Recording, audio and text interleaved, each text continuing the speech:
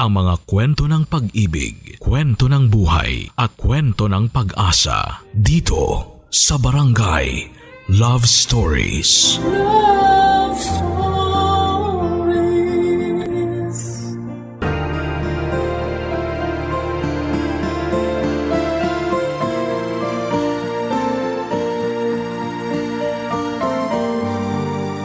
Kapag pumasok tayo sa isang relasyon, kailangan daw na palaging magtira ng pagmamahal para sa sarili. At hindi kailanman dapat na binabase sa ibang tao ang ating relasyon at kaligayahan.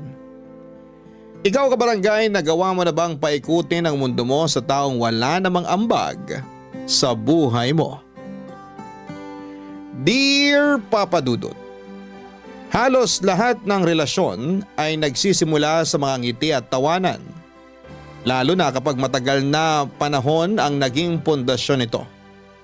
At mga alaala na binuo ng mga taong nakapaligid sa kanila. Pero hindi lahat ng relasyon ay nauuwi sa panghabang buhay na kasiyahan. At hindi lahat ng paghihiwalay ay may mapait na katapusan.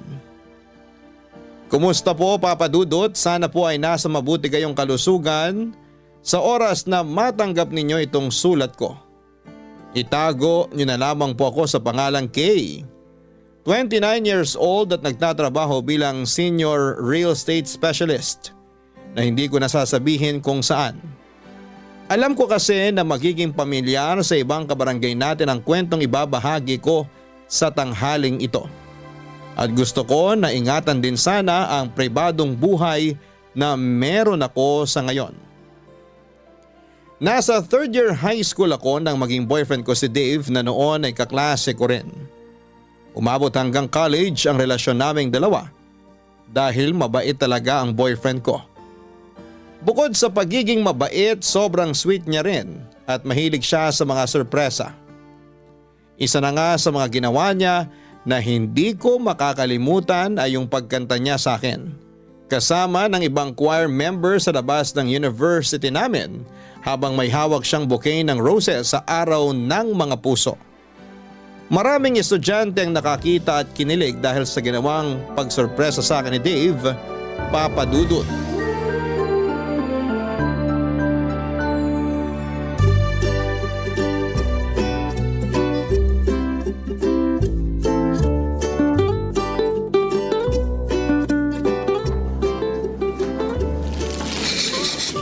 Grabe, Kay! Ang bango talaga nitong bouquet ng roses na binigay sa'yo ni Dave. Fresh na fresh! Sinabi mo pa, tapos ang laki pa ng bouquet na yan. Ang bigat-bitbitin kanina habang naglalakad ako papunta dito sa classroom natin. Naku, kung ako lang ang may ganitong kaganda at kalaking bouquet ng roses, baka iniikot ko pa ang buong university. Ang lakas kaya makaganda ng ganitong bulaklak. Ang lakas nga makaganda pero nakakapagod namang bitbitin. Si Dave kasi, hindi na ako hinatid hanggang dito sa classroom natin. Bakit nga hindi ka niya hinatid? Nagulat ako nung makita kitang naglalakad mag-isa palapit dito sa classroom habang nasa may pinto ako. Hindi ko na nga napigilan na salubungin ka kasi amoy ko kaagad yung mga bulaklak na to na bitbit mo kanina. May practice kasi sila ng basketball. Tumakas lang siya saglit para abangan ako sa labas malapit sa may entrance ng university natin. Tapos yun, kasama niya ngayon ilang choir member at isang guitarist para kantahan ako. At ibigay ang bulaklak na yan. Baka raw kasi maging busy na siya mamaya. At least daw na-surprise niya ako ngayong Valentine's Day. Alam mo Beshi, nakakahiya nga kasi ang daming tao na nakatingin sa amin kanina habang kumakanta yung mga choir. At inaabot ni Dave sa akin ang bulaklak na yan. Ano nakakahiya dun? Sobrang sweet nga eh. Alam mo naman na hindi ako sanay sa mga ganitong pakulo ni Dave. Well, kailangan na masanay ka na talaga kasi sweet talaga yung boyfriend mo. Ang swerte mo nga kasi palagi kanyang pinapakilig eh. Sana talaga kapag nagka-boyfriend ako, yung kasing sweet at kasing gwapo ni Dave, hindi ko na talaga papakawalan pa yun. Para namang sinabi mo na may pagnanasa ka sa boyfriend ko. Uy, wala ah. Grabe ka. Gusto ko lang ng kagaya ni Dave pero syempre ibang tao kasi alam ko naman kung gaano ka kamahal ng boyfriend mo. Pero parang bihira na kasi yung kagaya niya. Sobrang showy, tsaka vocal sa feelings niya para sa'yo. Ganun talaga si Dave kahit nung high school pa lang kami. May effort talaga siya. Ay, teka. Tignan ko nga kung ilan na yung views ng video namin na in-upload niya sa Facebook. Ay, ayan, sige. Gusto ko ring makita. Eto, tignan natin dito sa phone ko. Ang bilis din kasi mag-edit at mag-upload ni Dave ng video eh. Kaya natag niya agad ako kanina. Ay, uy, Beshi. Ang dami nang nakareact sa video niyo at ang dami na rin nag-share. Oh, Oo nga, ang dami na rin comment. Grabe, halos 1 oras pa lang mula nung nag-upload si Dave kanina pero ang dami nang nakapanood. alam mo, sa sobrang effort at sipag ni Dave mag-record ng sweet moments niyo, pwede na kayong gumawa ng Facebook page para sa love story niyo. Facebook page? Hindi naman kami mga artista, no? Hindi nga, pero maganda naman ang love story niyo. At alam ko na marami kayong magiging followers kasi ang lakas niyong maka-couple goals. Sigurado ako na sisikat kayo at malay mo, mas lalo pang tumibay ang relationship niyo kapag naging content creator kayo ni Dave. Papadudot aaminin ko na sa aming dalawa ni Dave, mas sweet talaga siya pagdating sa relasyon. Marami nga nagsasabi noon na napakaswerte ko na raw sa boyfriend ko dahil consistent siya sa sweetness at effort niya. Mula noong nanliligaw pa lamang siya, ma-effort na talaga si Dave. Gumagawa siya ng love letter para sa akin. Sumusulat din siya ng tula at mga kanta. May pagkamakata din kasi talaga si Dave kaya romantiko siyang tao. Bukod sa pagiging romantiko niya, gwapo at malakas din ang dating niya.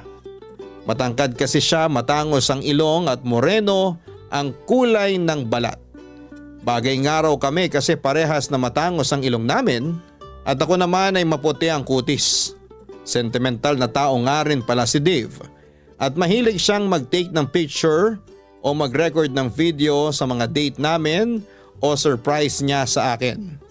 Pero kahit na walang camera o cellphone na pang-record, palagi pa ring sweet sa akin ang boyfriend ko, Papa Dudut.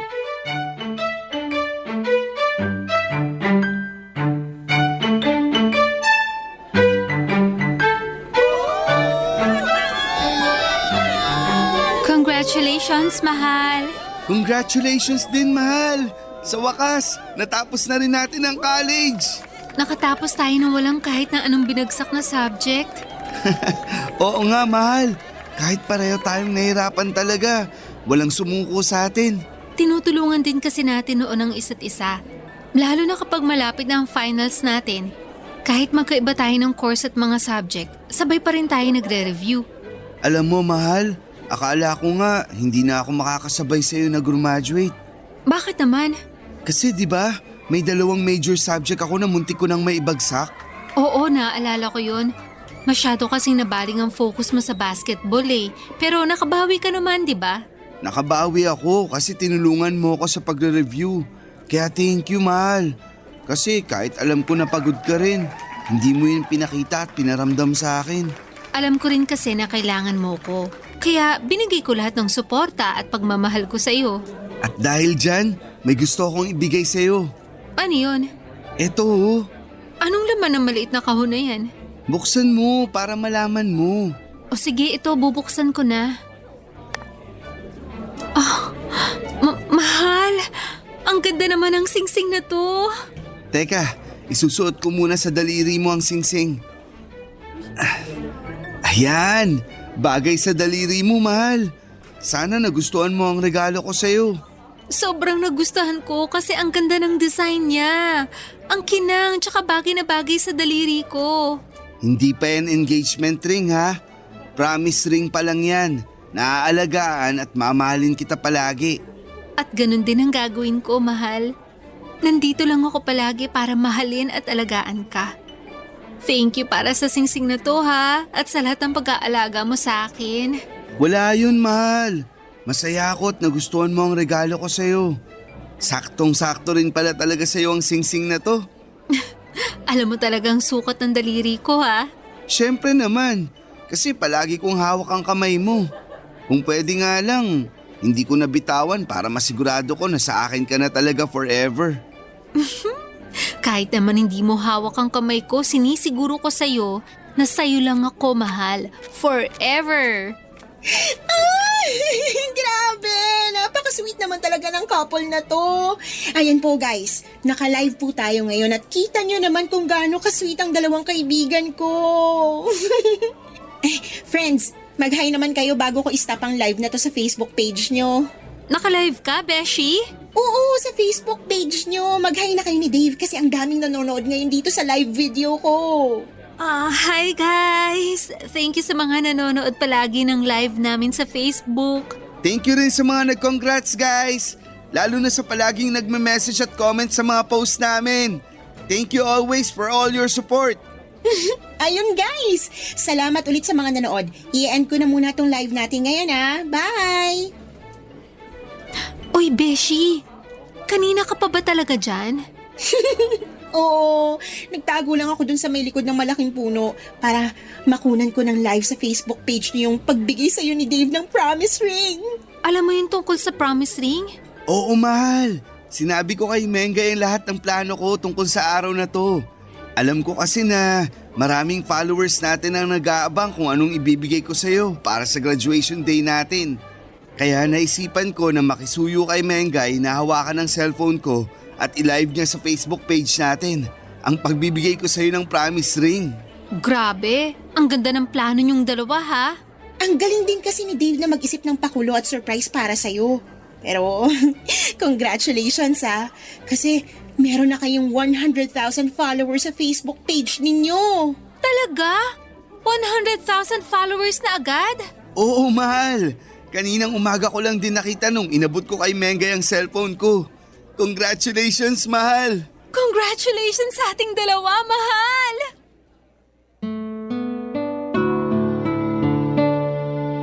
Papadudot marami rin kaming sweet moment videos na nagtitrending noon sa social media. Pinakamaraming shared and reacts yung pinakaunang video namin na nagtrending kung saan ay kinantahan ako ni Dave sa labas ng university namin. Ang daming nagsabi na sana lahat ay may kagaya ni Dave na sobrang sweet na boyfriend. Vocal and showy si Dave mula pa lang noong manligaw siya sa akin. Ang nakakatuwa pa doon ay gumagawa siya ng paraan para mapalapit sa mga kaibigan ko. Tapos pumunta rin siya sa bahay para formal na magpaalam sa mga magulang ko. Naliligawan niya ako noong nasa second year high school pa lamang ako. Hindi naman mahigpit sina mami at daddy tapos ay natuwa pa ang mga ito sa pagpapaalam na ginawa sa kanila ni Dave. At least daw ay naglakas loob ito na ipaalam sa kanila ang planong panliligaw na gagawin sa akin noon. Tapos madalas din noon na dumadalaw sa bahay namin si Dave para ipakita sa mga magulang ko na seryoso siya sa akin. At hindi na rin ako pinagalitan ni na daddy nang malaman nila na sinagot ko na si Dave noong nasa third year high school ako. Papadudot. Barangay Love Stories. Barangay Love Stories.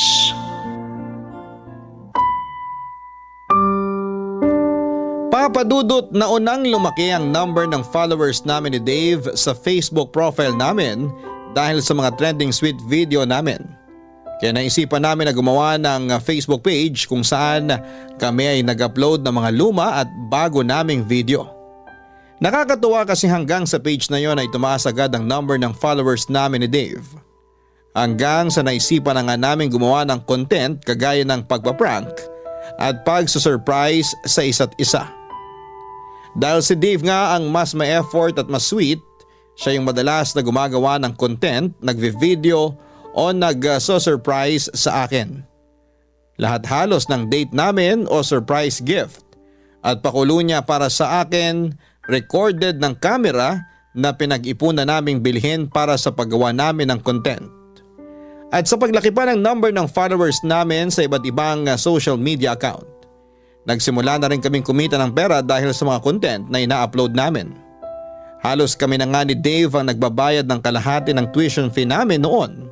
Pero hindi rin naman namin yon naging priority dahil pareho naming pangarap na makapagtapos ng pag-aaral. Bagay na natupad namin noon, papadudot. Hi guys! Thank you sa nanood ng quick Facebook live namin ng mahal ko. Mahal, bumati ka rin sa mga nanonood ng Facebook live natin ngayon. Eto ang cellphone ko. Ay sige. Hi po sa viewers namin dyan. Ang dami nyo ngayon Thank you po sa palaging panonood ng mga video namin ni Dave. Ingat po kayo palagi. Ingat kayo palagi guys. Magdi-dinner muna kami ng mahal ko. Pagsasaluhan lang namin ang niluto kong special pasta para sa kanya. Bye guys! Grabe! Ang dami nating viewers sa live kanina.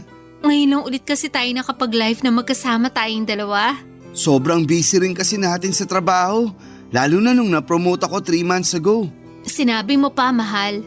Mula nang ma-promote ka, kung saan-saang lugar ka na pinapadala ng company nyo. Kaya hindi na tayo masyadong nakakapag-date talaga. Madalas ka tuloy hanapin sa akin ni na mommy at daddy kasi hindi ka na raw nakakadalaw sa bahay namin. Naku, pasabi kina tita. Pasensya na talaga at sobrang busy ko sa trabaho. Matagal ko na rin gustong dumalaw sa bahay nyo. Kaya lang, alam ko naman na tulog na sila kapag tapos na ang oras ko sa trabaho. Sinabi ko na yan sa kanila. Kaya huwag ka na mag-alala.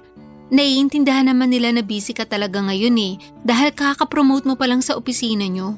Mabuti nga at nagtagpo na ang oras natin ngayon. Pasensya na pala kung dito lang tayo ngayon nag-dinner sa apartment ko. Ano ka ba? Ayos lang yun, mahal. Alam mo naman na ang mahalaga lang sa akin, magkasama tayo ngayon. Tsaka nag-effort ka pa talaga na magluto para sa akin, Siyempre, kasi maaga ako nakauwi ngayon dito sa apartment. Kaya sinulit ko na rin yung oras.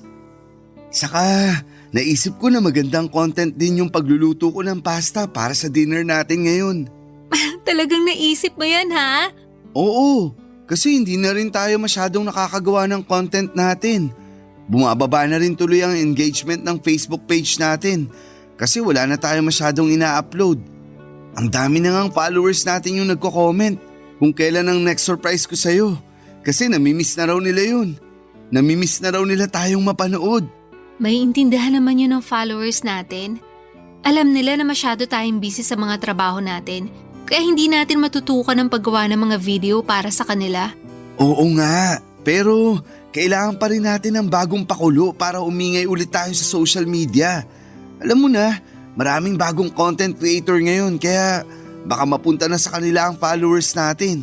Mahal, alam naman natin kung anong lamang natin sa mga bagong content creator ngayon. Yung pagiging totoo natin bilang isang couple. Hindi tayo kagaya nila na palaging scripted yung mga video. Lalo na yung surprises o pranks na ginagawa natin, hindi mawawala ang followers natin. Kasi alam nila kung paano tayo katotoo sa isa't isa.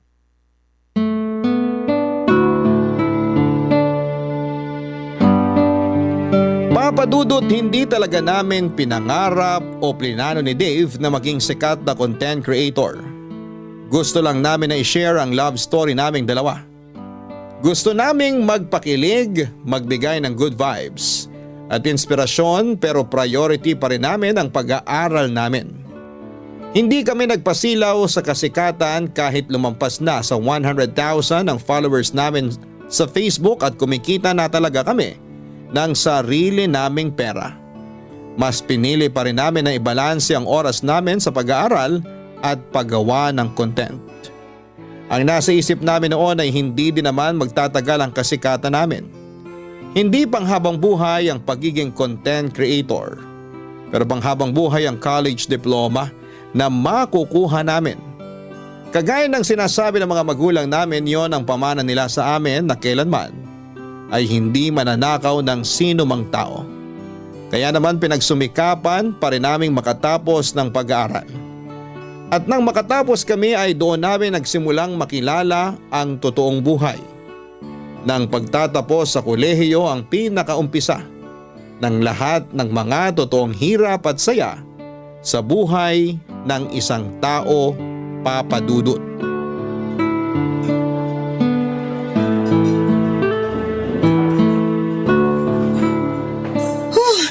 Beshi, sorry, ngayon lang ako nakarating. Ang traffic kasi sa dinaanan namin ng taxing sinakyan ko. Okay lang, Beshi. Medyo kakadating ko lang din naman dito sa restaurant. Ay, sakto lang din pala ako. Naka-order ka na ba ng pagkain natin? Oo, naka-order na rin ako kasama yung mga pagkain na chinat mo sa akin kanina. Buti naman, kasi gutom na rin talaga ako. Grabe kasi talaga yung traffic kahit inagahan ko na yung alis sa bahay namin. Friday din kasi ngayon kaya traffic talaga. Ay, wait lang ha. Tumatawag si Dave. Hello, mahal? Mahal! Happy anniversary! Happy anniversary din.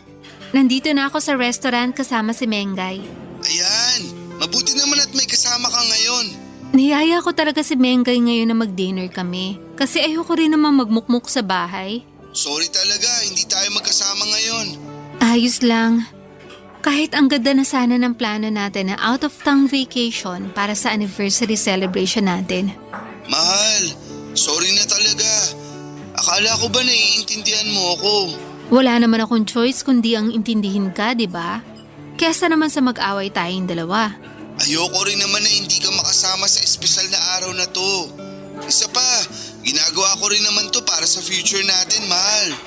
Pero huwag kang mag-alala. May naisip na ako na mas magandang plano para sa anniversary natin. Aba, dapat lang na bumawi ka talaga sa akin kasi ang laki na ng atraso mo, mahal. Babawi talaga ako sa'yo saka sa followers natin. Sakto rin yung naisip ko na celebration para sa content na gagawin natin, mahal.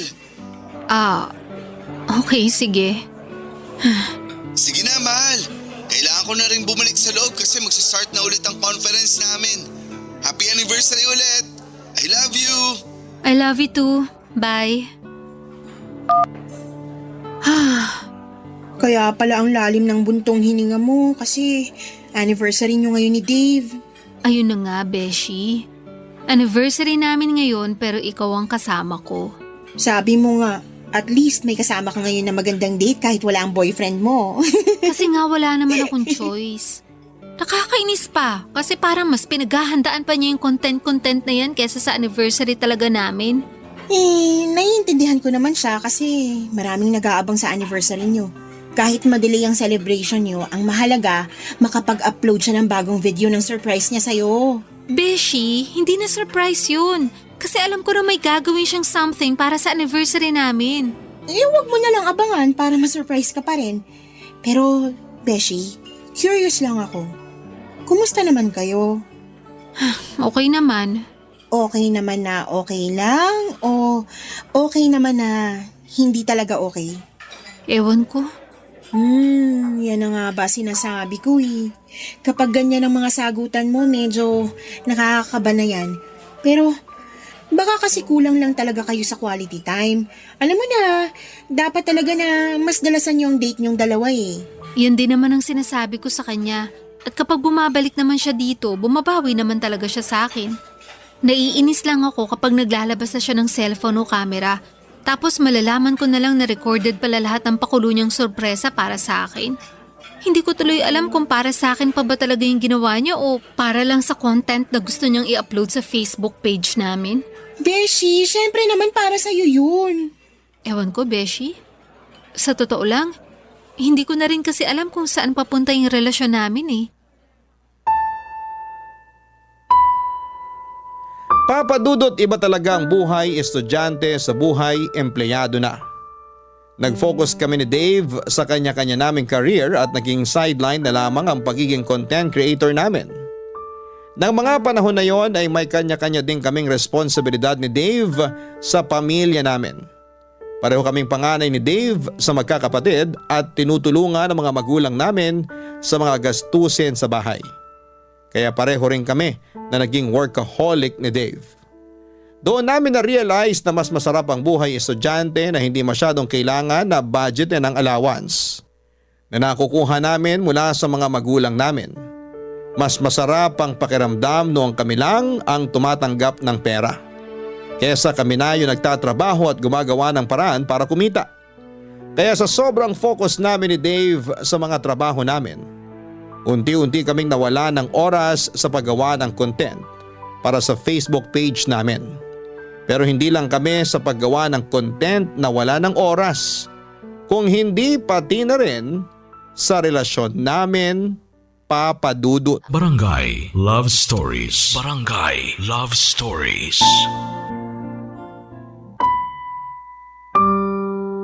Papadudot ng ma-mild stroke si Mommy ay mas nasubsob talaga ako noon sa pagtatrabaho. Sa awa ng Diyos, mabilis naman siyang nakarecover pero nag-resign na siya sa trabaho niya bilang teacher. Ayaw na rin kasi namin na mapagod pa siya sa pagtatrabaho at baka makasama pa sa kanya yon. Yon ang dahilan kung bakit mas madalas akong mapa-overtime sa opisina. Dahil dalawa na lamang kami ni Daddy na naging provider sa bahay namin. Bilang panganay, kailangan ko na tulungan ang mga magulang ko sa lahat ng responsibilidad sa bahay namin. Naging busy na rin noon si Dave sa pagtatrabaho niya dahil sunod-sunod ang naging promotion niya.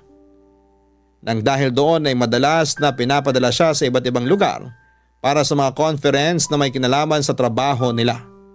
Halos parang naging LDR na rin ang setup namin dahil bihira na sa isang linggo kung magkita kami. Swerte na yung 3 o 4 na beses sa isang buwan. At yun na lang din ang oras namin sa paggawa ng content na ina-upload namin sa Facebook page namin, Papa Dudut.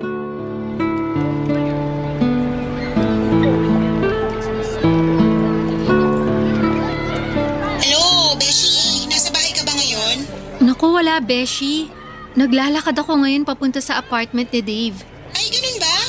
Yayayain sana kita manood ng sine ngayon kasi palabas na yung bagong rom-com movie na inaabangan natin. Pero mukha namang magtatagal yun sa sinihan kaya sa ibang araw na lang. Kapag bumenta ang movie na yon, magtatagal talaga yun sa sinihan. Ganun na nga, Beshi. Bakit pala kailangan mong pumunta sa apartment ni Dave ngayon? May pinapacheck kasi siyang document sa apartment niya. May duplicate naman ako ng susi niya kaya makakapasok din ako doon agad. Akala ko ba dapat kahapon pa yung balik niya dito sa Maynila? Ayun na nga rin ang akala ko eh. Pero na-extend na naman ang conference niya sa Davao. May kailangan siyang ipasa na document para sa tax niya. Pinasuyo niya sa akin na i-check sa apartment niya kung nandun. Kasi kung wala, yung mama naman niyang tatawagan niya para hanapin sa kwarto niya dun sa bahay nila sa Batangas. Okay, sige. Bukas na lang tayo manood ng sine kasi mukhang kailangan mo na naman ng heart-to-heart conversation. Bahala na. Tawagan na lang kita bukas ha. Beshi, ibababa ko na rin tong tawag kasi nandito na ako sa may harap ng gate ng apartment ni Dave. Sige, Beshi. Ingat ka dyan. Thank you, bye.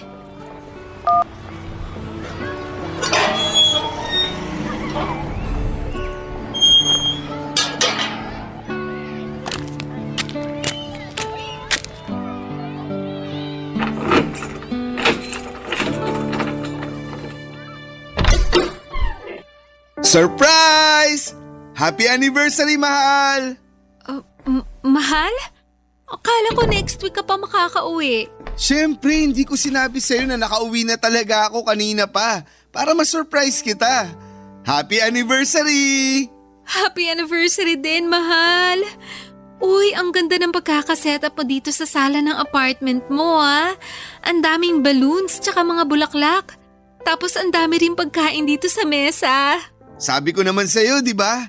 Babawi ako pagbalik ko dito sa Manila. Ikaw lang ba mag-isa nag-ayos nito? Siyempre ako lang mag-isa.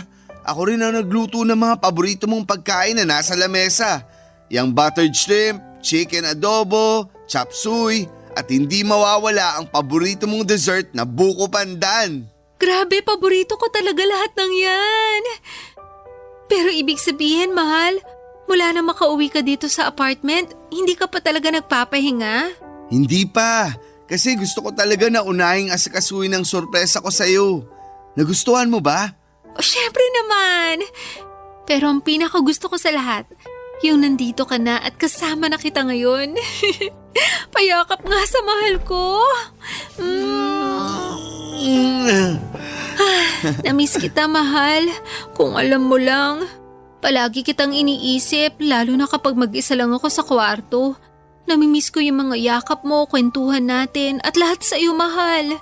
Sobrang namiss talaga kita. Paano ba yan, guys? Miss na daw ako ng mahal ko. So hanggang dito na lang muna ang video recording na to at babawi lang ako sa kanya. Mahal, paalam ka muna sa followers natin. Naka-record pala to sa camera mo. Bye-bye, guys! Thank you sa mga bumati ng happy anniversary sa amin. Thank you, guys! Bye! Ayan, nakastop na ang video recording ng camera ko. May nakatago ka palang camera. Oo, Dito ko nilagay sa may maliit na lamesa. Tapos tinakpan ko nitong tela para hindi mo kaagad mapansin. Ang galing mo talaga magtago ng camera. Akala ko yung surprise mo sa akin. Wala na munang camera this time.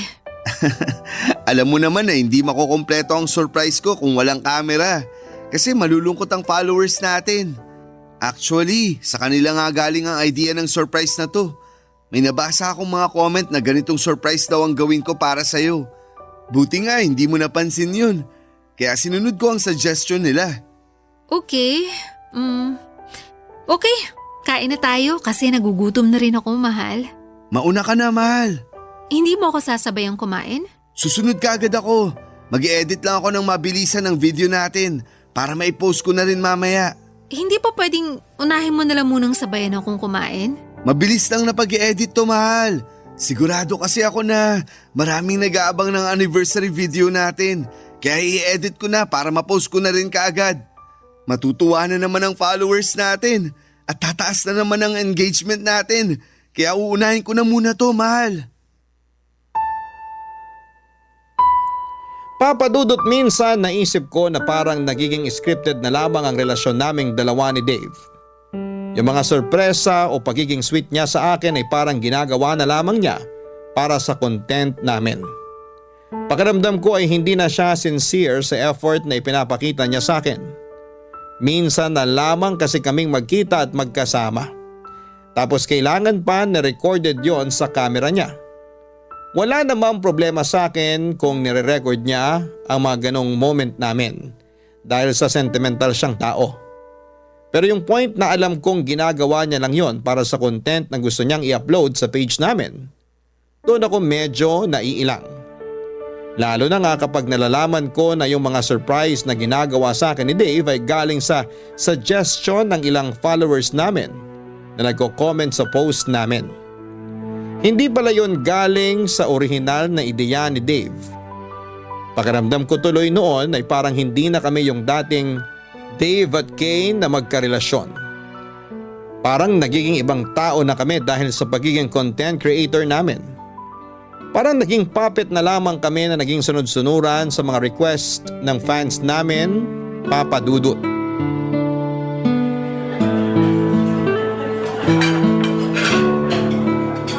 Nakakamiss talagang kumain sa restaurant na to, no?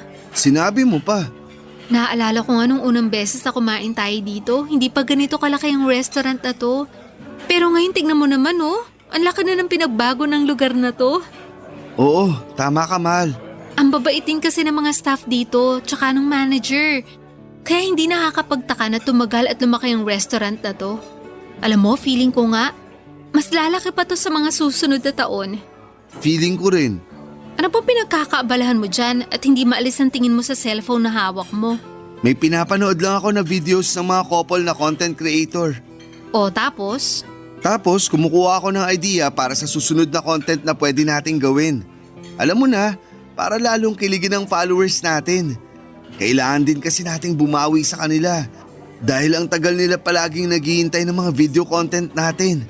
Kaya yung next na gagawin natin, kailangan na maging masaya sila kahit hindi na masaya para sa ating dalawa yung ginagawa natin?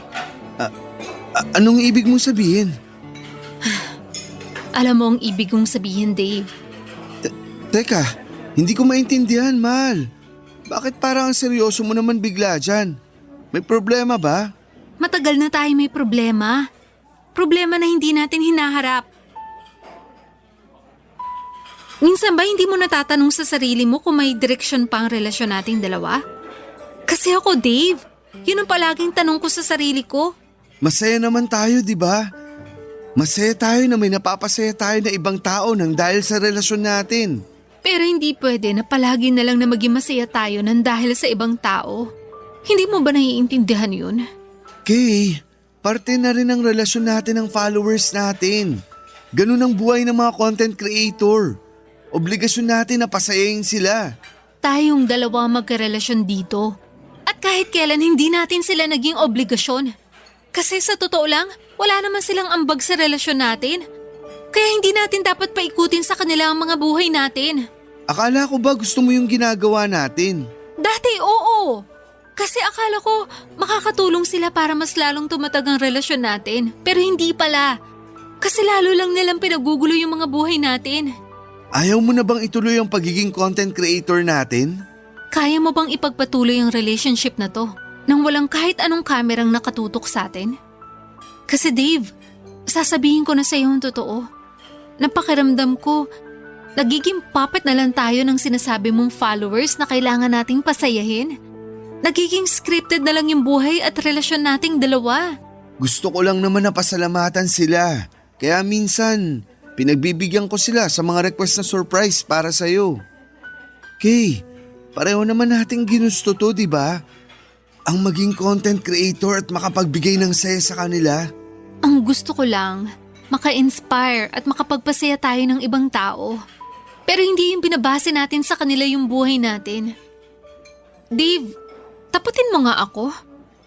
Mahal mo pa rin ba talaga ako o gusto mo lang ituloy itong relasyon na to nang dahil sa followers natin? Okay, sige. At least ngayon. At least yan, alam ko na ang sagot kahit hindi ka sumagot. Kay! Kay, sandali! Kay!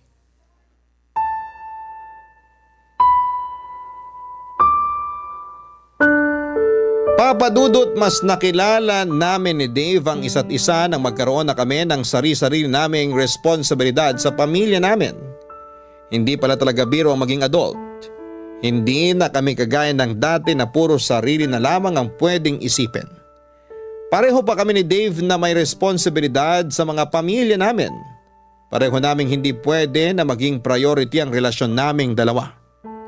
Umasa rin ako noon na makakatulong ang relasyon namin ang pagiging content creator na baka mas lalo naming mahalin at i-appreciate ang isa't isa, pero iba pala ang nangyari. Parang mas naging mababaw ang relasyon namin noon dahil sa mga taong nakasubaybay sa aming dalawa. Kagaya ng nabanggit ko kanina ay parang naging mga puppet na lamang kami na sumusunod sa gusto nila sa relasyon namin. Aaminin ko na may mga videos kami noon na naging scripted na lamang din para lang mag-trending kami at hindi mawala sa spotlight. Mga fake pranks o scripted na surprises, date at kilig moment. Madalas na pinipeke na lamang namin ang saya na ipinapakita namin sa mga tao. Ginagawa namin yon para maging masaya ang followers namin. Ginagawa namin yon kahit na hindi na kami totoong masaya. Nang maramdaman ko na may problema na talaga sa relasyon namin, inisip ko na baka maayos pa namin yun ni Dave. Kasi syempre hindi rin naman biro yung ilang taon na nag-invest kami sa relasyon namin. Pero may mga problema at relasyon talaga na hindi na kayang ayusin. May pagmamahal na kapag nawala na, hindi na kayang ibalik pa. At yon ang nangyari sa amin ni Dave, Papa Dudut. Nagpapanggap na lamang kami na masaya para maging masaya ang followers namin. Pagpapanggap na hindi na namin kayang patagalin pa. Kaya naging mutual ang desisyon namin na tuluyan ng bitawan ang isa't isa. Papa Dudut, kasunod ng pagtatapos ng relasyon namin ni Dave, yung desisyon na tuluyan ng i-delete ang Facebook page namin. Hindi na rin kami gumawa ng official announcement tungkol sa paghihiwalay namin. Dahil pinag-usapan namin na doon magsisimula ang pagiging pribado ng kanya-kanya naming buhay. Tahimik, masaya at may peace of mind. At kung sakali man na mapili po ninyo ang sulat kong ito, ito na rin siguro ang huling pagkakataon na babalikan ko ang kwento namin ni Dave. Kaya nagpapasalamat ako sa pagkakataon na may bahagi sa ating mga kabarangay ang parteng ito ng buhay ko. Ang inyong forever kapuso at kabarangay, Kay. Barangay Love Stories. Barangay Love Stories. Anong say mo sa Barangay Love Stories na ito? Pagkwentuhan natin sa comment section yan. Nagustuhan ng iyong napakinggan? Ituloy yan via live stream sa www.gmanetwork.com/radio. Barangay LS 87.1. forever. Barangay Love Stories. Love stories.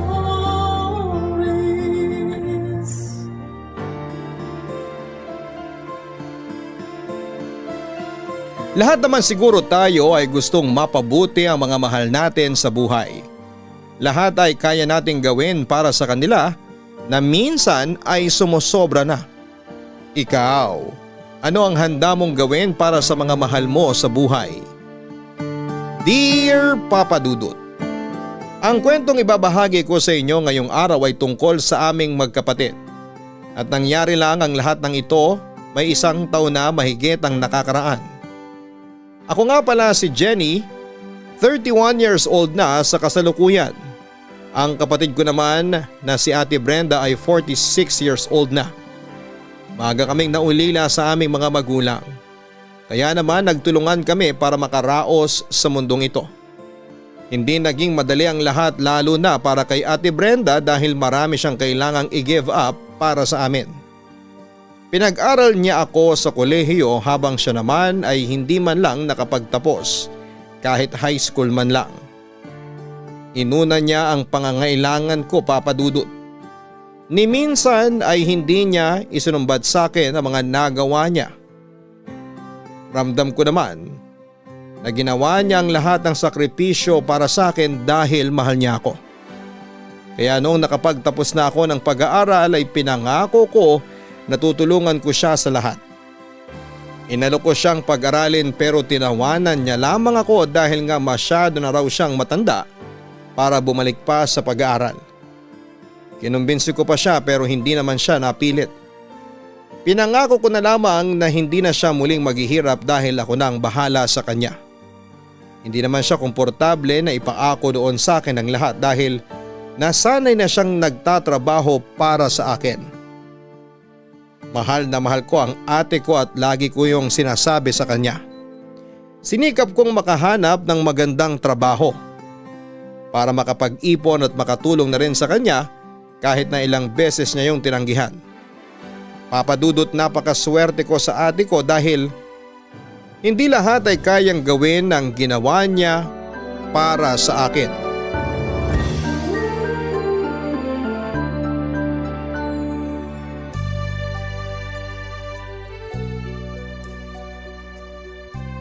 Hoy Jenny, kanina ka pa nakatulala dyan ah. Nakakagulat ka naman, Ate Brenda. Kanina pa nga dapat kita ginulat eh. Halos 30 minutes ka nang nakatulala. Tinitignan ko lang tong graduation picture ko. Napapangitan ka ba? Pwede nating palagyan ng filter yan. Grabe naman siya oh. Nahiya naman tuloy ako sa malalaki kong pores na hindi man lang inedit ng photographer. Hay nako, kahit kasing lalim pa ng swimming pool yung pores mo dyan, ikaw pa rin ang pinakamaganda para sa akin. Kung makapambola ka dyan, talo mo pa ang manliligaw? Hoy, sinasabi ko lang ang nararamdaman ko bilang ate mo ha. Siyempre di ako papayag na pangit ka kasi kadugo kita eh. Ang lagay niyan pangit din ako. Ayoko naman nun. Ayun naman pala ang dahilan. Ayaw mo lang din matawag na pangit. Bakit nga kasi nakatulala ka dyan sa graduation picture mo? Wala lang. Hindi lang kasi ako makapaniwala na nakapagtapos na ako. Sabi ko naman sa'yo kahit mahina utak mo papasa ka eh. Iba talaga nagagawa ng himala, di ba? Ang lakas makapang down ha. Biro lang, masyado ka kasing seryoso. Kasi naman, grabe, nakapagtapos ako. Akala ko nung namatay si nanay, tapos na rin yung pag-aaral ko. Tapos na yung pangarap ko. Pero nakayanan mong mag-aral, natapos mo. Eh di congratulations! Hindi naman posible to kung di dahil sa'yo. Ano bang ako? Ikaw ang nagsumikap na mag-aral. Pinag-aral mo ko. Kung di mo ko pinag-aral, hindi naman magiging posible tong graduation picture ko. Maliit na bagay lang ang naitulong ko sa'yo. Ikaw tong nagpursige. Gabi-gabi kang puyat dati kaka-review eh. Gabi-gabi akong napupuyat kaka-review kasi walang pumapasok sa utak ko. Totoo nga ata yung sinabi mong himala lang ang lahat kung bakit ako nakapagtapos. Siyempre, joke ko lang yun. Alam ko naman ang potensyal mo. Ayoko lang sabihin sa'yo lagi kasi baka lumaki ang ulo mo. Alam ko namang bilib ka sa akin. Hindi mo lang talaga maamin. O siya, inaamin ko na ngayon, bilib na bilib ako sa'yo, bunso. At bilib na bilib din ako sa'yo. Ang dami mong sinakripisyo para sa akin. Kinalimutan mo lahat ng kailangan mo para sa akin. Hindi madali yun. Kasi nangako ako kina nanay na ako ang bahala sa'yo. Saka mahal kita. Bakit naman ako di magsasakripisyo para sa'yo? Ikaw na lang ang pamilya ko. Pero dahil sa akin, kaya ako na lang ang pamilya mo. Ha? Anong ibig mo sabihin? Kasi nag-focus ka sa akin dati. Hindi ka na tuloy nagkaroon ng chance na lumandi. Hay, kung paglalandi lang, pas na ako dyan. Lipas na. Okay na ako. Nagkaroon ka na sana dati ng sarili mong pamilya kung hindi mo muna ako inuna. Tama na nga yung ganitong usapan. Kung nagpakatandang dalaga ko, hindi dahil sa'yo, kung hindi dahil sa akin. Sariling desisyon ko yun. Napilitan ka lang sa desisyon mong yan. Ewan ko sa'yo. Halika na lang sa kusina, maghugas ka ng plato habang nagluluto ako.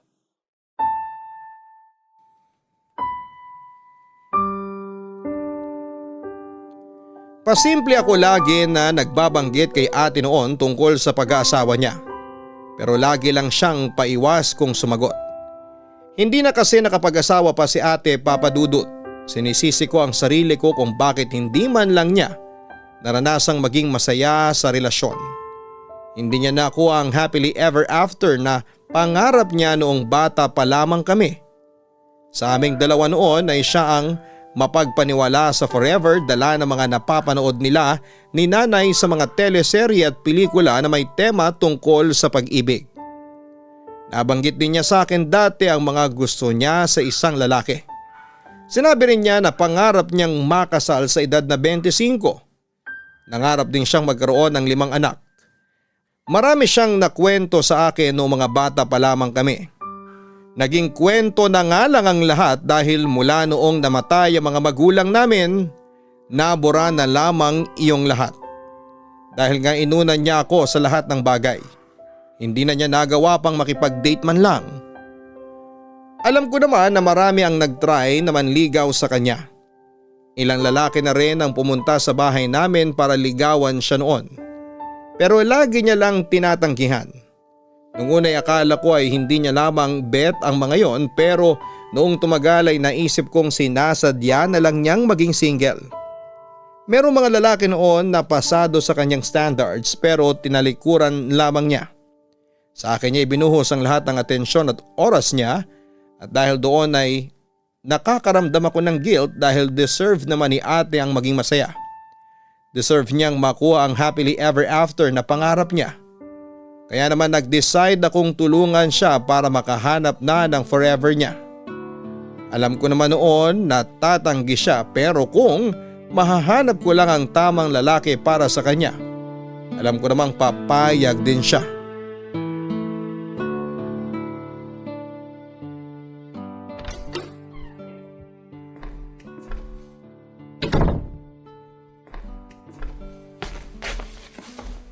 Ate! Oh, bakit ngayon ka lang umuwi? Nakailang painit na ako ng ulam Sorry na. Nag-birthday kasi yung katrabaho ko. Di nakarami ka na ng kain yan. Paano naman yung niluto ko? Sana sinabi mo na makiki-birthday ka para kumain na ako kanina pa.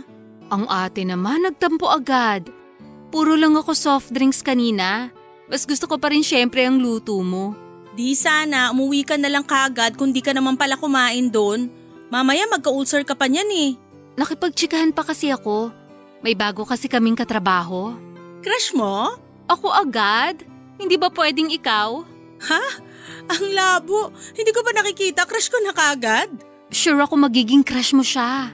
Masyado na ako matanda para sa crush-crush na yan ha? Ano ako, teenager? Wala sa edad ang crush ha? Basta hindi ako interesado. Magbihis ka na para makakain na tayo. Kanina pa ako nagugutom. Teka lang, pag-usapan muna natin yung future crush mo. Ay, tigilan mo na nga ako, Jenny. Alam mong hindi kita titigilan hanggat hindi ka nakikinig sa akin. Sige ka, mapupuyat ka na naman dahil sa akin. O sige na, sabihin mo na kung sino yan tapos kumain na tayo parang awa mo na. Frank. Ha? Frank ang name ng magiging crush mo. Ganyan ka talaga ka-confident na magugustuhan ko yung Frank na yan ha? Bakit hindi? Halos nasa kanya na lahat ng gusto mo sa isang lalaki. Ano bang alam mo sa gusto ko sa isang lalaki? Tumatanda ka na nga ata talaga. Bata pa lang tayo nagkukwento ka na tungkol sa dream boy mo. Wag nga ako. Dati yun. Iba na ngayon. Habang tumatanda ang isang tao, nagbabago ang gusto niya. Itry mo muna kasi si Frank. Kaedad mo rin siya. Itry ko siya? Parang washing machine lang? Pag ayoko na ba pwedeng isole at kunin ang refund? Uy, si ate, gustong gamitin ang katawang lupa ni Frank. Hindi yan ang ibig kong sabihin ha. Tinutokso lang naman kita eh. Tignan mo nga ang sarili mo, namumula ka na. Talo mo pa yung lasing dyan sa kanto. Namumula ako dahil sa galit. Lagi mo nalang pinipilit sa akin na makipagrelasyon. Bakit ba? Gusto lang naman kita maging masaya. Masaya naman ako ah. Pero hindi natin alam kung mas magiging masaya ka kapag nahanap mo na si The One. Mas maganda pang wag na lang nating alamin. Kontento na ako sa meron ako ngayon. Okay na ako na ikaw lang ang kasama ko. Paano naman kung mawala na ako? Huwag kang ngang magsalita ng ganyan. Baka mamaya marinig ka ni nanay at hilahin ka kagad sa kabilang buhay. Ang ibig kong sabihin, paano kung ako naman ang makahanap ng The One at maiiwan na kita? Di iwan mo lang. Ayos lang ako. Tanggap ko naman. Pero hindi ako magiging ayos hanggat hindi kita nahahanapan na makakasama mo sa buhay. Ayoko namang iwan ka na lang basta-basta. Mag-aampon ako ng pusa o aso. Mag-aalaga ako ng halaman. Marami akong pwedeng makasama. Hindi mo kailangang mag-alala na magiging mag-isa lang ako. At kung sakaling mag-isa man ako, walang problema. Tulad ng dati, hindi na naman ako nanalo kay ate. Laging si ate noon ang may huling say kapag nakikipag-usap ako sa kanya sa posibilidad na magkaroon siya ng karelasyon. Talagang naging mailap na siya pagdating sa pag-ibig. Nalungkot ako roon, Papa Dudut. Kaya nga kahit ako noon ay hindi ko magawang makipagrelasyon dahil inaalala ko si ate. Hindi ko naman siya magawang iwan na mag-isa kung sakali mang magdesisyon akong mag-asawa na. Habang kumakain kami noon ay sinubukan ko pang ibenta si Frank sa kanya. Panay lang ang tangon niya noon pero alam ko naman na hindi niya ako pinakikinggan. Ako na rin ang napagod na magsalita at hinayaan na lamang siya. Bigla akong nagtampo, Papa Dudut. Bigla rin ay naalala ko noong college pa lamang ako na nahuli ko siyang umiiyak sa kwarto niya. Kakauwi ko lamang galing sa school noon. Napaaga ang uwi ko dahil hindi pumasok ang instructor namin. Hindi inaasahan ni ate na uuwi ako kaagad kaya naman malaya siyang nakaiyak sa kanyang kwarto habang binabanggit ang pangalan ni Paulo. Yon ang nanligaw kay ate na alam kong naging porsigido talaga sa kanya. Halos na kay Paulo na noon lahat ng kailangan ni ate sa isang lalaki. Pero nagawa pa rin niyang tumanggi. Nalaman ko kay Kuya Paulo na nag-decide na si ate na basta rin siya dahil hindi raw pwedeng mahati ang atensyon niya sa aming dalawa ni Paulo. Doon ako nagsimulang makaramdam ng guilt dahil talagang inuna ako ni ate kesa sa pansariling kaligayahan niya. After noon ay mas lalong naging matigas si ate pagdating sa pag-ibig. Mas lalo niyang sinarado ang puso niya sa mga lalaking nagpapakita ng interes sa kanya. Wala naman akong magawa noon dahil hindi ako makapag-offer ng solusyon sa problema niya. Hanggang isang araw ay lumagpas na lamang siya sa edad na 40 at mas lalong nawala na ng pag-asa na mahahanapan niya ang happily ever after niya. Barangay Love Stories. Barangay Love Stories. Gusto ko talagang makilala noon ni ate si Frank, Papa Dudut. Kaya naman ginawa ko ang lahat ng pangungulit para lamang pumayag siya. Ilang beses na naggalit si ate dahil sa ginagawa ko. Pero alam ko namang hindi niya ako matitiis. Panay noon ang benta ko kay Frank at natuliro na si ate sa akin. Kaya naman pumayag na siyang makipagkita noon kay Frank basta kasama ako. Natuwa ako at agad na ibinalita yon kay Frank at iyon ang unang date ni ate sa buong buhay niya at plenano kong gawing perfect yon. Kung pwede nga lang mag-ambag noon para sa dream date ni ate ginawa ko na pero tumanggi si Frank sa pag-share ko sa gastos. Nagkaroon na kasi ng interes si Frank kay ate nung ipinakita ko pa lamang ang picture niya. Nagandahan na siya at sinabi niyang gusto niyang makilala si ate. Binenta ko rin si ate kay Frank. Panayang bid ako noon kay ate lalo na yung galing niya sa pag-aalaga at pagluluto. Kaya naman mas lalong ginanahan si Frank kay ate. Parang ako noon yung makikipag-date sa sobrang excitement na nafe-feel ko. Habang si ate naman ay dead malamang at gusto na lamang talaga niya noon na matapos ang date para matigil na ako sa kakakulit sa kanya. Sinabi ni ate na pagbibigyan niya lamang ako pero hindi ibig sabihin noon ay interesado na siya kay Frank. Noong sumapit ang gabi ng date nila, inayusan ko si ate at niregaluhan pa siya ng bagong bestida at doll shoes na babagay sa kanya. Sinuot naman niya yon at saka nag-offer ako na ayusan siya. Tinanggihan niya nga magpa-makeup sa akin dahil hindi siya komportable na may nakapahid sa mukha niya. Hindi ko na lamang pinilit dahil baka umatras pa siya. Nung nakarating na kami sa restaurant kung saan magaganap ang date nila, nakita ko na kaagad si Frank. Natuwa ako dahil nag-ayos si Frank para kay ate. Agad namin siyang nilapitan at pinakilala ko na sila sa isa't isa.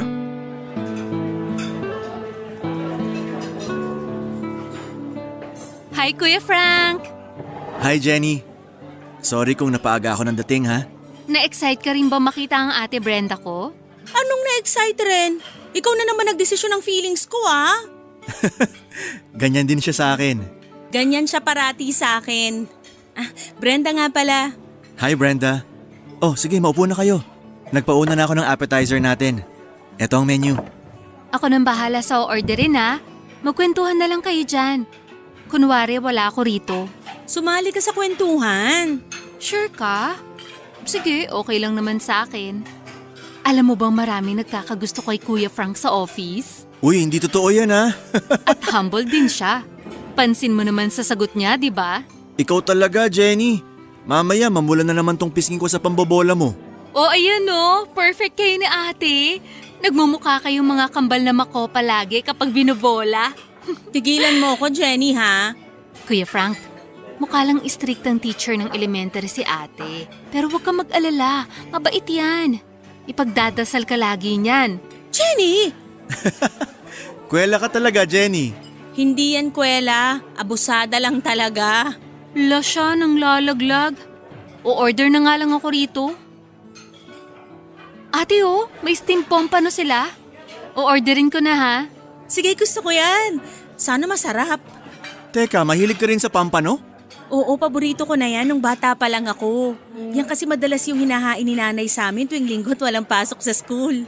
Parehas tayo. Nanay ko rin ganyan. Dahil nga may kamahalan ng pampano, bihira kami makakain.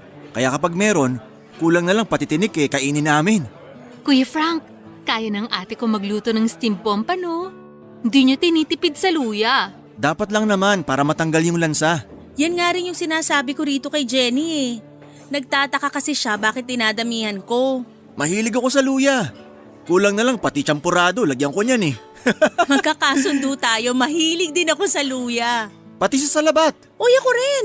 Hindi ako umiinom ng kahit na ano maliban sa salabat at tubig. Ako rin. Kahit alak ayoko eh. Ayoko sa lalaking mahilig sa alak. Magkakasundo tayo. Mukha namang nagkakasundo na kayong dalawa ngayon pa lang. Umorder ka na nga lang dyan. Pasuyo naman ng blueberry cheesecake para sa dessert ko. Mahilig ka rin sa blueberry cheesecake? Yan lang lagi ang dessert na hanap ko. Ikaw din? Lagi kong nilalambing yan kay Jenny kapag sahod niya. Hayaan mo. Next time ako na yung bibili ng blueberry cheesecake para sa'yo. Huwag mong haluan ng luya ah. Ibabanat ko pa sana sa'yo yan eh. Inunahan mo ako. O tama na yan. Baka kung saan pa umabot yung banatan nyo. Kinilig ako habang nakikinig kina ate at Frank Papadudut. Hindi na rin ako masyadong sumabat noon para magkakilala pa sila ng maayos. Naging successful ang pagiging tulay ko sa kanila dahil buong magdamag parang hindi nila ako kasama kung mag-usap sila. Doon ko palang nakita kung paano tumawa ng malakas si ate dahil sa mga joke ni Frank. Ang hirap pa namang hulihin ang kiliti ni ate. Pero nahuli yon ni Frank, Papa Dudut. Ang dami nilang napag-usapan na halos hindi na ako makarelate pa. Lalo na nang pinag-usapan nila ang tungkol sa henerasyon nila. Nag-click talaga sila dahil magkaedad lamang silang pareho. Natuwa ako dahil mas lalong nagustuhan ni Frank si ate. Tiwala naman ako kay Frank dahil inestok ko pa siya at nalaman kong single siya. May nakarelasyon siya for 15 years pero nagkahiwalay din sila ng mag-ibang bansa yung babae. Pasunod na raw sana noon si Frank sa babaeng yon pero nakipaghiwalay na kaagad yung babae. After noon ay nalaman ni Frank na ikakasal na yung babaeng yon. Na-depress si Frank ng ilang taon bago nagpa siyang subukan muling buksan ang kanyang puso para sa iba. Hindi nga lang siya pinalad sa mga nauna niyang nakilala hanggang sa nilapit ko na nga sa kanya si Ate Brenda, Papa Dudut. After nga ng date nilang yon ay madalas na silang lumabas ng silang dalawa na lamang. Hindi na nga nagsasabi noon si ate na magkikita sila ni Frank. Inayaan ko na lamang dahil sa wakas ay natry na rin ni ate ang makipag-date at mabigyan ng chance ang pag-ibig. Nagkaroon na sila ng unawaan after a month ng pakikipag-date. Hanggang sa maging silang dalawa na. Nagpaalam na nga si ate sa akin kung pwede na raw ba niyang sagutin si Frank. Natawa na lamang ako dahil parang ginawa niya akong nanay na kailangang magpaalam pa. Niyakap ako ni ate at nagpasalamat. Natuwa ako dahil naramdaman kong doble na ang saya ni ate.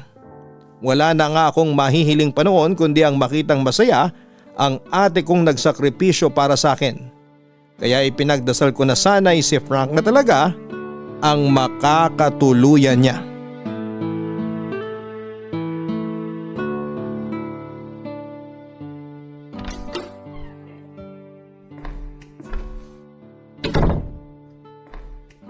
Jenny, andyan ka ba? Wow! Magaling! Wow talaga! Kanina ka pa rito sa bahay? Hindi naman ako umalis ng bahay. Day off ko kaya ngayon.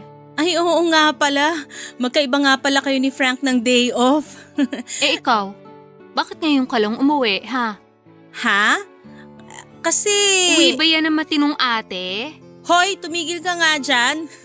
Masaya ako ngayon ha, wag mo akong asarin. Mula nung nakilala mo si Frank, sumobra na yung saya mo. Nakakatakot na ha. O di ba ikaw naman ang may gusto nito? Sinabi ko bang ayoko? Thank you talaga, Jenny ha. Akala ko okay na ako na mag-isa lang ako eh. Tapos, inabot mo sa akin si Frank. Inabot? Ano siya, mangkok? Che! Ay, kakaiba talaga si Frank. Sinabi mo na sa akin yan last week. Paulit-ulit ka ha. In love ka na talaga. Nagiging sirang-plaka ka na eh. Ganito pala talaga yung feeling na ma-in love, no? Akala ko sa pelikula o teleserye lang ako kikiligin eh. Pwede rin pala akong kiligin sa sarili kong love story. Sabi naman sa'yo eh. O tara, kumain na tayo. Nakailang painit na ako ng tinola. Nagrereklamo na yung pakpak ng manok. Ay, kumain na kami ni Frank eh. Grabe to. Parang hindi na ako parte ng buhay mo ha. Puro na lang si Frank. Ano bang sinasabi mo dyan? Ikaw pa rin ang baby sister ko, no? Ikaw pa rin ang una sa lahat. Mas inuna mo ngang kumain kasama si Frank kesa sa akin eh. Tatanggi naman sana ako, kaso may hinanda raw siya sa kondo niya, kaya hindi na ako nakahindi. Hala, ano kaya yung hinanda niya?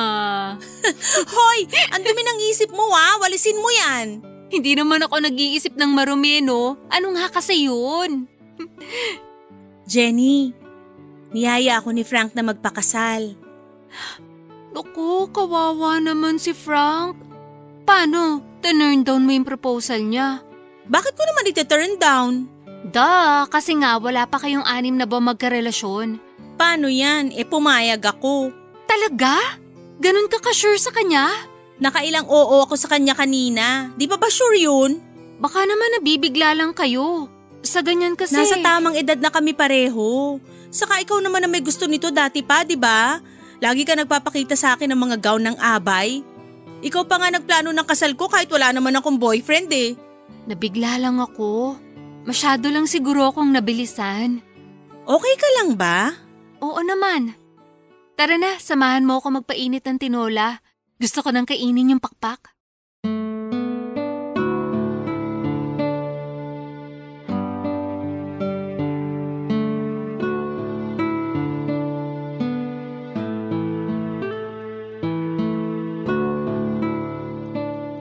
Alam kong medyo nagwo-worry si ate nang mapansin niyang nabigla ako sa binalita niya. Hindi muna namin pinag-usapan ang tungkol sa kasal nila habang kumakain. Hindi nga rin ako naging madaldal at napansin naman ni ate yon. Hindi nga lang siya nagsalita at pinagpatuloy na lamang ang pagkain ng tinola. After noon ay inaya na niya akong manood muna ng late night news pero sinabi ko na napagod ako maglaba kaya matutulog na ako. Tumango lamang siya at nag-good night sa akin. Nagmadali na akong pumasok sa kwarto kahit na hindi ko pa planong matulog. May plano na ako sa araw na yon na manonood ng movie kasama si ate pero nagbago ang lahat ng ibalita niya sa akin ang tungkol sa pagpayag niyang makasal kay Frank. Kinabigla ko talaga yon at hindi ko naitago ang gulat sa mukha ko. Mabuti na lamang at hindi nag-usisa pa si ate dahil baka mapaamin ako. Hindi talaga ako komportable noon sa mga nalaman ko. Papadudot gusto ko namang maging masaya si ate pero natakot ako. Natakot ako na baka masyado lang siyang nagmamadali na ikasal kahit na hindi pa naman oras. Alam ko naman noon na lagpas 40 na sila pero yun kasi ang unang relasyon ni ate. Marami pa siyang kailangang malaman sa relasyon. At naisip ko na baka nadadala lamang siya ng emosyon niya dahil first time niyang maramdaman yon. Hindi ako nakatulog sa kaka-overthink kung papaano ko masasabi kay ate na masyado pang maagang lahat para sa kanila ni Frank. Ayoko namang magdamdam noon si ate sa akin dahil likas pa naman sa kanyang pagiging matampuhin. Kaya naman nakaisip ako ng paraan para maparealize sa kanilang pareho na hindi pa tama ang oras para sa pagpapakasal. Doon pa lang ako na-relax at nakatulog. Tanghali na noong nagising ako. Hinanap ko si ate pero nakaalis na pala siya. Nabasa ko lang ang message niya sa akin sa Facebook. Nakikitain niya si Frank para mag-date. Napailing na lamang ako dahil masyado nang na-inlove si ate kay Frank. Barangay Love Stories. Barangay Love Stories. Bukod kay ate, naramdaman ko rin na baka nabigla lang din si Frank sa desisyon niyang magpakasal. Kasi nga'y hindi ba nanggaling lamang siya sa isang failed relationship at baka naisip niyang si ate ang solusyon sa lahat ng pagkadismaya niya sa nakaraang relasyon niya. Inobserbahan ko si Frank sa trabaho, papadudot. Napansin ko na parang malalim ang iniisip niya. Napansin ko rin na para siyang aligaga. Magkabaliktad sila noon ni ate na akala mo ay nasa alapaap lamang sa sobrang saya. Hindi ko muna kinausap si Frank tungkol sa plano nilang magpakasal. Alam kong ilang beses niyang sinubukang lapitan ako para kausapin pero ako yung umiiwas. Hindi na rin siya pumupunta noon sa bahay o baka hindi ko lang naaabutan dahil sinusubukan ko ring iwasan noon si ate habang hindi pa solido ang plano ko sa kanilang dalawa. Wala naman ako mapagsabihan ng problema kong yon sa kanila dahil baka magmukha pa akong masama noon. Kaya naman sinolo ko na lamang muna ang lahat at umisip ng solusyon para hindi matuloy ang kasal nila. Sinubukan kong sirain ang relasyon nila, papadudot. Alam kong ako naman ang dahilan noon kung bakit sila nagsimula. Pero gusto ko na yung wakasan dahil pakiramdam ko ay hindi sila para sa isa't isa. Hindi lang ako nagkaroon ng lakas ng loob na sabihin yon sa kanila ng diretsahan dahil alam kong masasaktan sila. Baka yun pa ang maging dahilan noon para magkaroon kami ng alitan ni ate. Alam kong likas na sa akin noon ang pakialaman ng buhay ni ate. Pero dala lamang yon ang kagustuhan kong maging maayos ang kalagayan niya. Ilang taon din niyang siniguradong maging okay ako at ganon din ang plano kong gawin sa kanya. Kaya naman nang nakapag-isip ako ng paunang plano ay inaya ko silang dalawa na lumabas para kunwari ay mag-celebrate para sa kanilang engagement. Nagpunta kami sa dating restaurant kung saan sila unang nagkita at nagkamabutihan. Kabado ako noon nang makita silang papalapit sa akin sa mesa. Mas nauna akong dumating kesa sa kanila dahil kinausap pa raw nila ang coordinator para sa kasal nila. Mabuti naman at dumating na kayo. Kanina pa ako. Nakaubos na ako ng 2 pitsil ng tubig ha. Sorry na. Late din kasi dumating yung coordinator para sa kasal namin eh. Babawi na lang kami sa'yo. Orderin mo lahat ng gusto mo, sagot ko lahat. Sana kahit sa kasal nyo, sagot mo lahat. Jenny! Napag-usapan namin ng ate mo na hati kami. Para di mabigat sa amin dalawa. Mukha naman kasing hindi nyo pa kaya magpakasal. Dapat mag-ipon muna kasi. Gusto ko na kasi magpatali sa ate mo eh. Di ko na matiis na di umuwi kasama siya. Saka may ipon naman ako, Jenny. Walang problema sa akin kung maghahati kami sa gastos. Dapat naman ganun, di ba? Hindi pwedeng sa lalaki lang iaasa lahat. E di good luck sa engrandeng kasal na pangarap mo, ate. Hindi ko sure kung kaya ng ipon nyo yan. Gusto mo ng engrandeng kasal, Brenda? Ay nako, Kuya Frank. Marami ka pang dapat malaman kay ate. Gusto niya ng engrandeng kasal. Yun ang sinasabi niya sa akin palagi after naming manood ng romantic movies. Kaya nga sabi niya, gusto niya ng lalaking afford ang ganong kasal. Bakit hindi mo sinabi sa akin to, Brenda?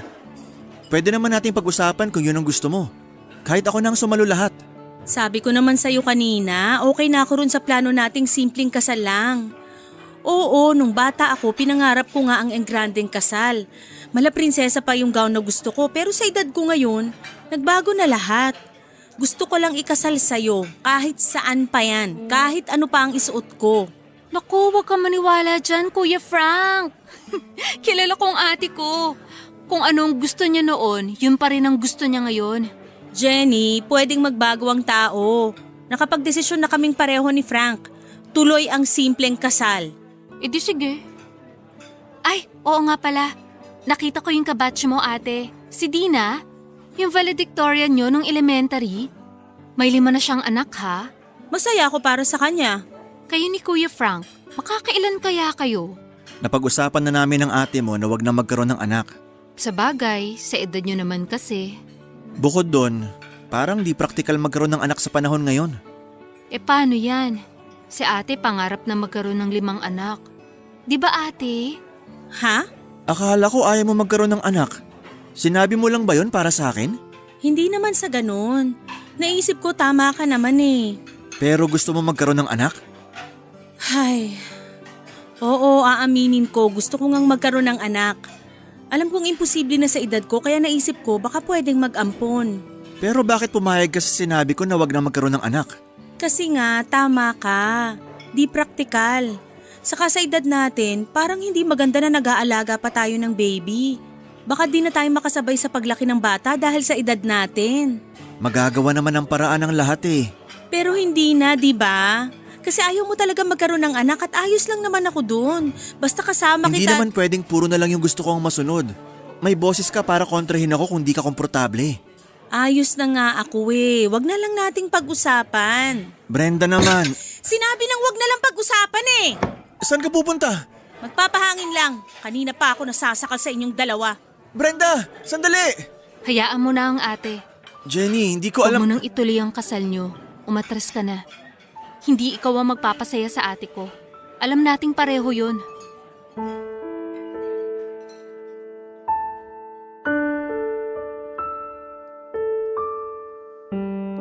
Nagulat si Frank sa mga sinabi ko. Akala niya ay nagbibiro lamang ako noon, Papa Dudut. Kinausap ko siya para ipamuka sa kanya lalo na hindi siya nararapat para kay ate. Sinusubukan niyang ipaglaban ang nararamdaman niya pero natahimik siya sa dulo. Na-realize siguro niya na tama ako. Hindi niya kayang pasayahin si ate ko. Lalo na noong pinamukha ko sa kanya ang tungkol sa pangarap ni ate na magkaroon ng anak. Doon na siya tuluyang nanghina dahil alam niya sa sarili niyang ayaw niya ng anak. Natahimik siya habang nag-iisip. Nakatingin lamang ako sa kanya at inaasahan kong tugma ang aming mga isip. Para matulungan siyang magdesisyon ay nagbanggit pa ako ng ilang bagay tungkol kay ate na magbibigay ng pressure kay Frank. Tama nga ako noon, mas lalo siyang natakot. Tumayo na lamang siya at hindi na nagpaalam sa akin. Hindi ko alam kung nagkita pa sila ni ate sa labas ng resto Pero hiniling ko na sana ay oo. Gusto ko noon na harapang sabihin ni Frank kay ate na hindi na matutuloy ang kasal nila o posibleng hindi na rin matuloy ang relasyon nila. Hindi ako umalis noon sa restaurant na yon at umorder pa ng alak. Nag-celebrate ako dahil pakiramdam ko ay nanalo ako sa kanilang dalawa. Nagtagal siguro ako roon ng 2 oras bago ako nagpasyang umuwi. Hindi ako nakatanggap ng message kay ate o kay Frank. Nahihilo pa ako noon dahil sa kalasingan. Balak ko lang noon na matulog na kaagad kahit na hindi pa nakakauwi si ate. Kaya lang ay pagbukas ng pintuan ay bumungad kaagad si ate mula sa sala. Nakadikit ang 2 palad niya sa kanyang muka at yumuyugyug pa noon ang mga balikat niya, tanda ng pag-iiyak niya. Napabuntong hininga ako at hindi ko alam kung paano siya haharapin noon. Nakaramdam ako ng kurot sa puso ko dahil alam kong dahil sa akin kaya siya nasa ganong sitwasyon. Nahulaan ko nang nakikipaghiwalay na sa kanya si Frank. Hindi ko alam eksakto noon ang mararamdaman at nahaluan pa ng alak. Kaya gumulo lamang ang lahat sa akin. Nilapitan ko siya ng medyo nahimasmasan ako at tinabihan ko siya sa may sofa at saka niyakap. Mas lalong lumakas noon ang pag-iyak niya.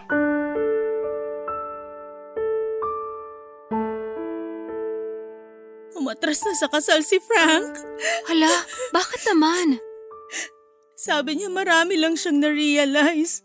Grabe naman siya. After kanyang yayain magpakasal, tapos siya rin pala tong aatras? Hindi ko naman siya masisi. Nagsinungaling ako para lang ma-please siya. Hindi mo kasalanan, ate.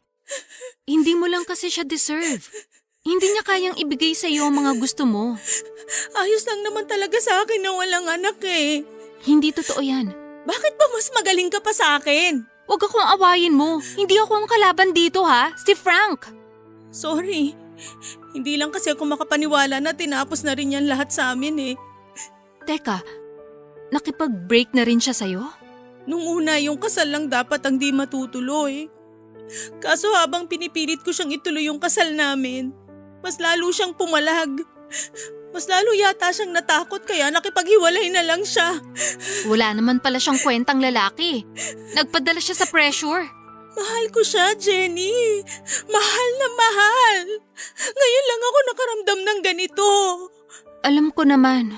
Akala ko siya na eh. Naramdaman kong mahal niya rin ako. Ni minsan hindi niya ako binigyan ng dahilan para pagdudahan ng nararamdaman niya. Tinanggap niya ako kahit na may edad na ako at walang narating sa buhay. Shh, wag kang ganyan mag-isip, ate. Ang layo na ng narating niya sa buhay samantalang ako, kabus lagi. Nakakahiya pang ang sayo kung umaasa ng pambili ng kailangan ko. Ate. Siya na yun, Jenny eh. Si Frank na talaga yun. Pero bakit niya ako iniwan? Ang dami naming pangarap. Ang dami naming gustong gawin after naming ikasal. Ang saya ko sa mga plano na yun. Kaya nga natabunan na yung kagustuhan ko na magkaroon ng anak kasi mas gusto ko na yung mga naging plano naming dalawa. Mas gusto ko yun. Ipagpapalit ko ang lahat para sa mga planong yun. Ate, may sasabihin sana ako sa'yo. Ano yun? Ate, parang kasalanan ko kung bakit siya umatras.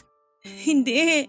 Hindi mo naman sinasadya yung mga sinabi mo kanina nung magkakasama tayo. Totoo naman lahat yun.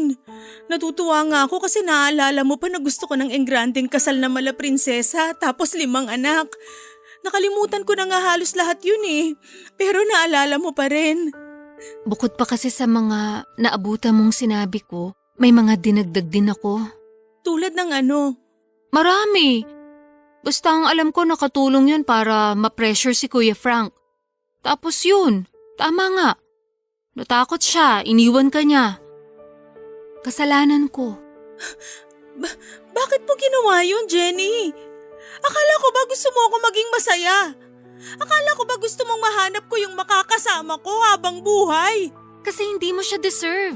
At sino ka para magdesisyon kung sinong karapat-dapat para sa akin, ha? Kapatid mo ko, kaya alam ko. Lagi kang ganyan. Lagi mo akong pinapangunahan sa lahat ng bagay. Mali ko nga yata na pinagbibigyan kita lagi kasi tignan mo sarili mo. Hindi ka na mapakali na hindi pa kailaman ng buhay ko. Ginagawa ko lang kung ano yung sa tingin kong tama para sa'yo. Hayaan mo ako magdesisyon para sa sarili ko. Ayaw kita masaktan. Ayaw kita magkamali. Ayaw mo akong masaktan?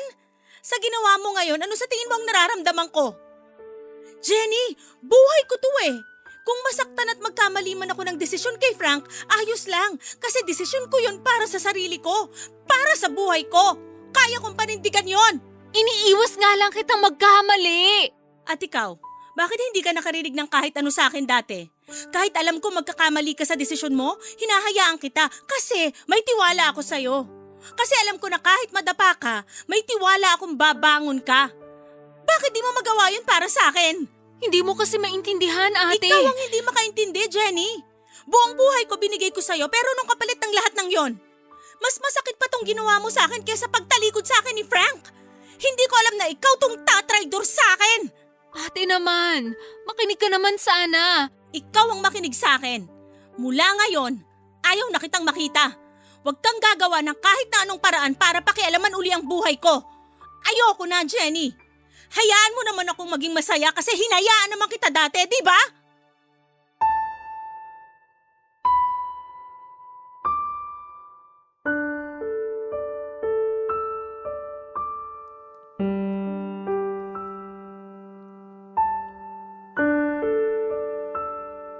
Nanlumo ako sa huling sinabi ni ate na konsensya ako na pressure ko si Frank. Pero hindi ko naman yon pinagsisihan ng sobra dahil alam kong yun naman ang makakabuti para kay ate.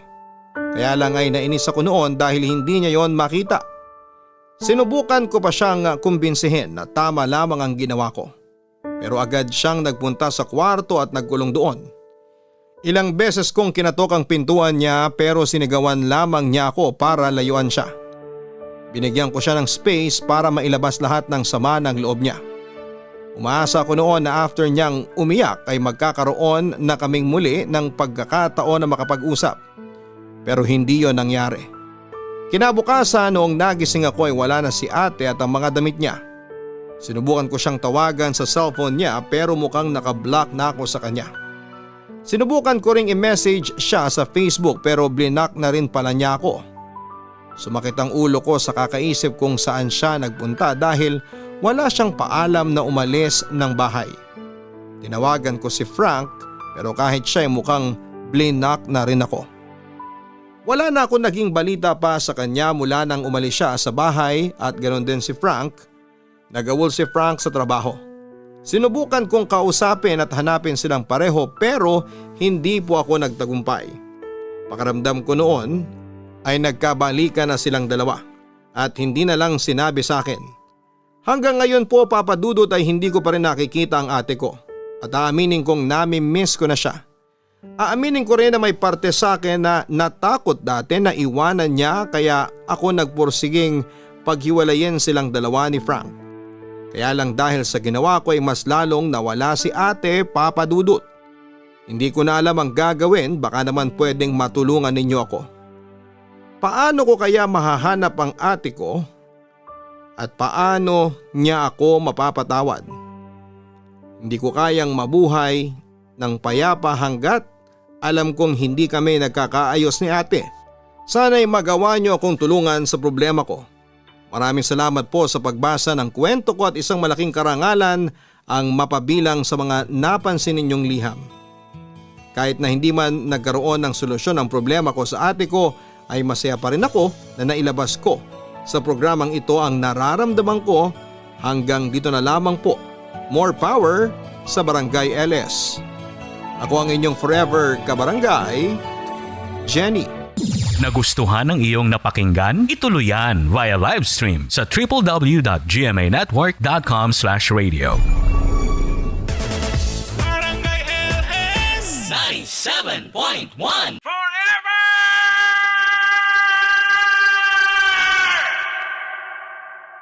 ang mga kwento ng pag-ibig, kwento ng buhay at kwento ng pag-asa dito sa Barangay Love Stories. Love Stories. madaling maging magulang lalo na kung nagkahiwalay na kayong mag-asawa. Hindi mo alam kung paano ninyo maitatawid ang responsibilidad sa inyong mga anak dahil hindi na kayo magkasama sa iisang bubong. Ikaw, kabarangay, bilang isang single parent, kaya mo bang kayaning mag-isa kahit na hindi mo na siya kasama?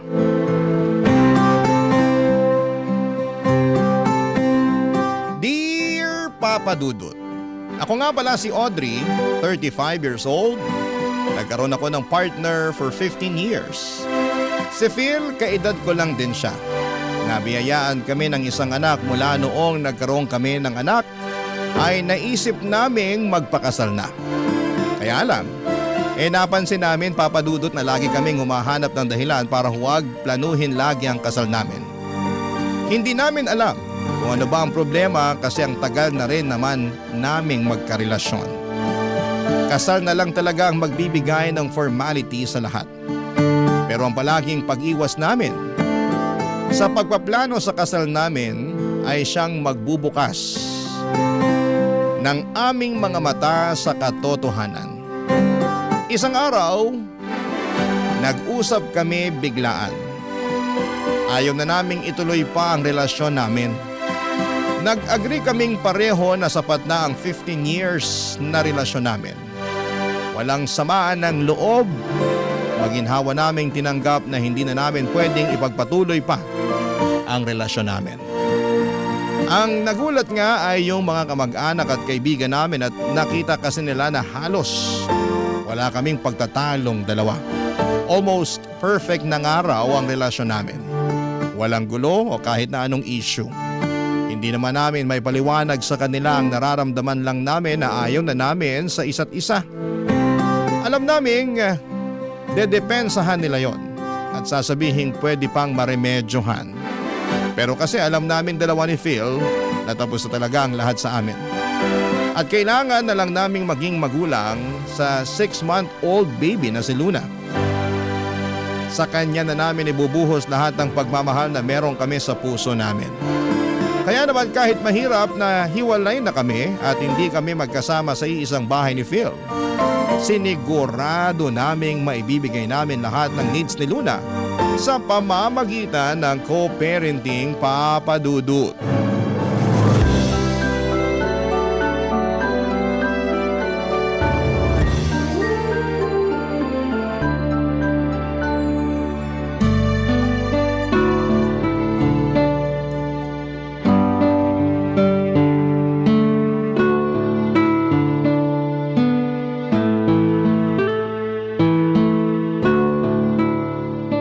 Kakayanin ba natin? Oo naman. Tayo pa ba? Paano kung magaya tayo sa ibang magulang na hindi magkasundo sa pag-aasikaso sa anak? Hindi mangyayari sa atin yun. Magtiwala ka sa atin. Ngayon mo lang sinasabi yan kasi nagsisimula pa lang tayo. Hindi mo pa alam kung ano yung pagdadaanan natin. Pagdaanan lang natin kung ano man yung kailangan pagdaanan. Ang importante, lalaban tayo. Pasensya na, overthinker lang talaga ang ex mo. Sorry ka napunta ka sa magaling mga assure na ex. Natatawa lang ako. Grabing magbiro ang tadhana Bakit naman?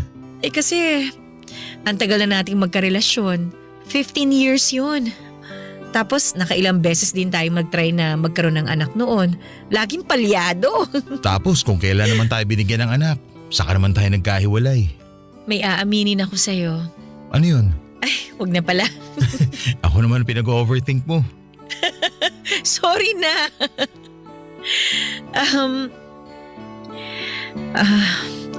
Muntik ko nang ipalaglag si Baby Luna nung nalaman kong nakabuo na tayo. Ano? Kasi naman, pasira na yung relasyon natin noon. Ang gulo na. Kahit hindi natin aminin, ramdam ko nun yung distansya sa pagitan natin. Kaya parang ang hirap ng kalagayan ko. Nag-overthink ako. Ako rin may aaminin. Ano ba to? Para naman tayong nag-open forum. Ang usapan lang naman dapat ngayon kung paano ang co-parenting natin. Mas maganda maging open na tayo sa nakaraan natin. Para alam na natin kung paano natin pakikisama ng isa't isa sa mga susunod na araw. Ano ba nga aminin mo? 1 buwan bago natin malaman na buntis ka, Doon ko naramdaman na ayoko na sa relasyon natin. Bakit naman naisip mo pa rin na magpakasal tayo? Kasi magkakaanak na tayo nun. Yun naman ang dapat gawin sa sitwasyon natin noon, hindi ba? Pero ikaw naman tong panayang iwas sa usapang kasal after. Nahalata mo pala. Kaya ba ikaw na rin yung kusa nagsabi sa akin na huwag tayo magpakasal? Oo, kasi kilala na kita. 15 years ba naman tayo magkasama sa iisang bubong? Ayoko namang ipilit ang sarili ko kung hindi mo na ako gusto. Pero kung hindi mo naramdaman na umaayaw na ako, gusto mo pa rin bang makasal tayo? Bakit tumatawa ka lang dyan? Kasi naisip ko, wala na rin pala namang point na pag-usapan pa ang past. Baka kung ano pang masabi natin at magkasakitan pa tayo, di ba? Sabagay. Sige, wag na lang natin pag-usapan. Tapos na rin naman yon. Ang mahalaga, andito tayo para sa anak natin. Kaya mula ngayon hanggang sa mga susunod na araw, wala nang dapat pag-usapan kundi ang co-parenting sa anak natin, ha? Opo, boss. Masusunod yan. Ay, teka, maghahanda lang ako ng merienda natin. Baka abutin tayo hanggang mamaya sa pag-uusap para sa anak natin eh. Mukhang magiging madugong usapan natin tungkol sa anak natin, ha? At least hindi madugong usapan sa past.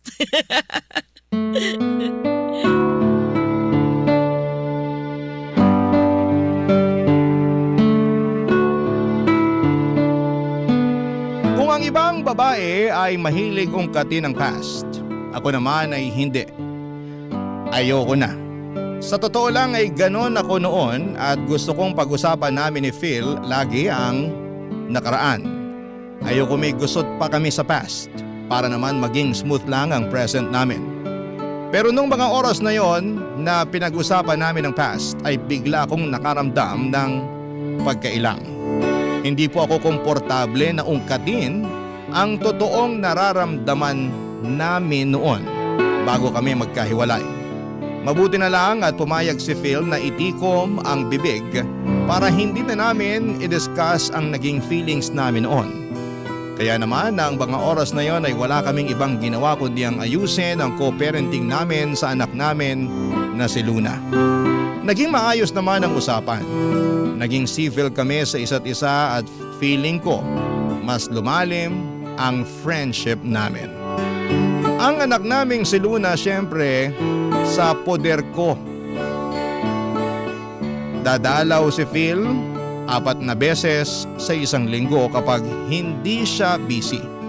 Tuloy ang sustento niya sa aming mag-ina. Humingi lang ako ng sapat sa kanya dahil alam kong kailangan din niyang magbayad ng bills sa bagong titirhan niya. Pinaubaya na niya sa akin ang maliit na bahay na binili namin noong nagsasama pa lamang kami. Para na lang din sa anak naming si Luna. Napakabuti ni Phil habang tumatagal ang co-parenting namin ay nagugustuhan na namin yon. At naisip naming pareho na parang mas okay talaga na nagkahiwalay na lamang kami dahil mas naging patas kami sa usapan at mas panatag. Bukod pa roon ay gumanda ang relasyon namin bilang magkaibigan. Yun naman ang hindi namin pwedeng tanggalin sa aming dalawa. Ang maging magkaibigan. Pero kung tanggap na namin ang sitwasyon namin na ganon, meron pa rin mga tao na hindi pabor sa setup namin. Yon ay ang mga mahal namin sa buhay na gusto kaming magkabalikang dalawa, Papa Dudut.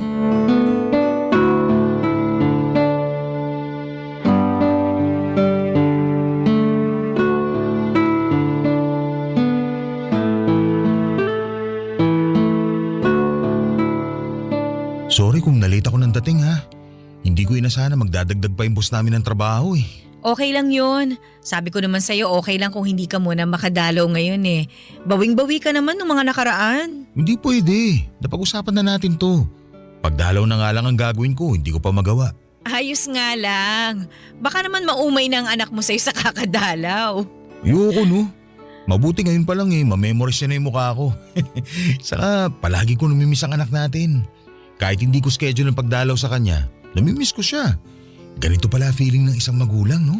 Ako nga rin eh. Partida ha, magkasama na kami sa bahay buong araw. Pero kapag lalabas ako at ipababantay ko kay mama si Luna, naku, hindi ako mapakali. Gusto ko nang umuwi kagad para makasama ang anak natin. Ay, kamusta pala mama mo? Ang tagal ko nang hindi sila nakikita ng papa mo ha. Pakisabi, nabanggit ko sila sa'yo ha. Baka mamaya magtampo na sila sa akin. Ay nako, mas mabuting wag muna kita banggitin sa kanila. Oh, bakit naman? Kasi kukulitin lang nila ako. Kukulitin? Makipagbalikan sa'yo. Ah, kuha ko na. Ganyan din si nanay at tatay sa akin. Bakit daw hindi na lang natin ayusin ang relasyon natin? At kapag sinabi nating maayos naman tayo sa isa't isa, mas lalo nila tayong ipupush na magkabalikan. Kasi nga okay naman daw tayo. Bakit hindi na lang daw tayo magsama ulit? Hindi naman daw pala tayo magkagalit tulad ng iba. Alam mo ba, rinding-rindi na ako sa kanila sa tuwing kinukumusta kanila ha. Lalo na si mama, lagi nagpaparinig na mahirap maging single mom. Na kesyo kailangan ko pa rin daw ng kasama dito sa bahay sa pag-asikaso kay Luna at kung ano-ano pa.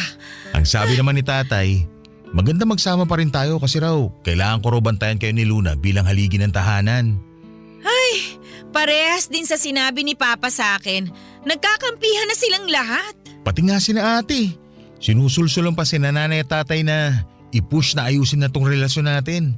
Sayang naman daw yung 15 years. Kawawa raw si Luna. Sabi ko, paano magiging kawawa? Busog nga siya sa pagmamahal at atensyon natin. Sinabi ko na rin yan.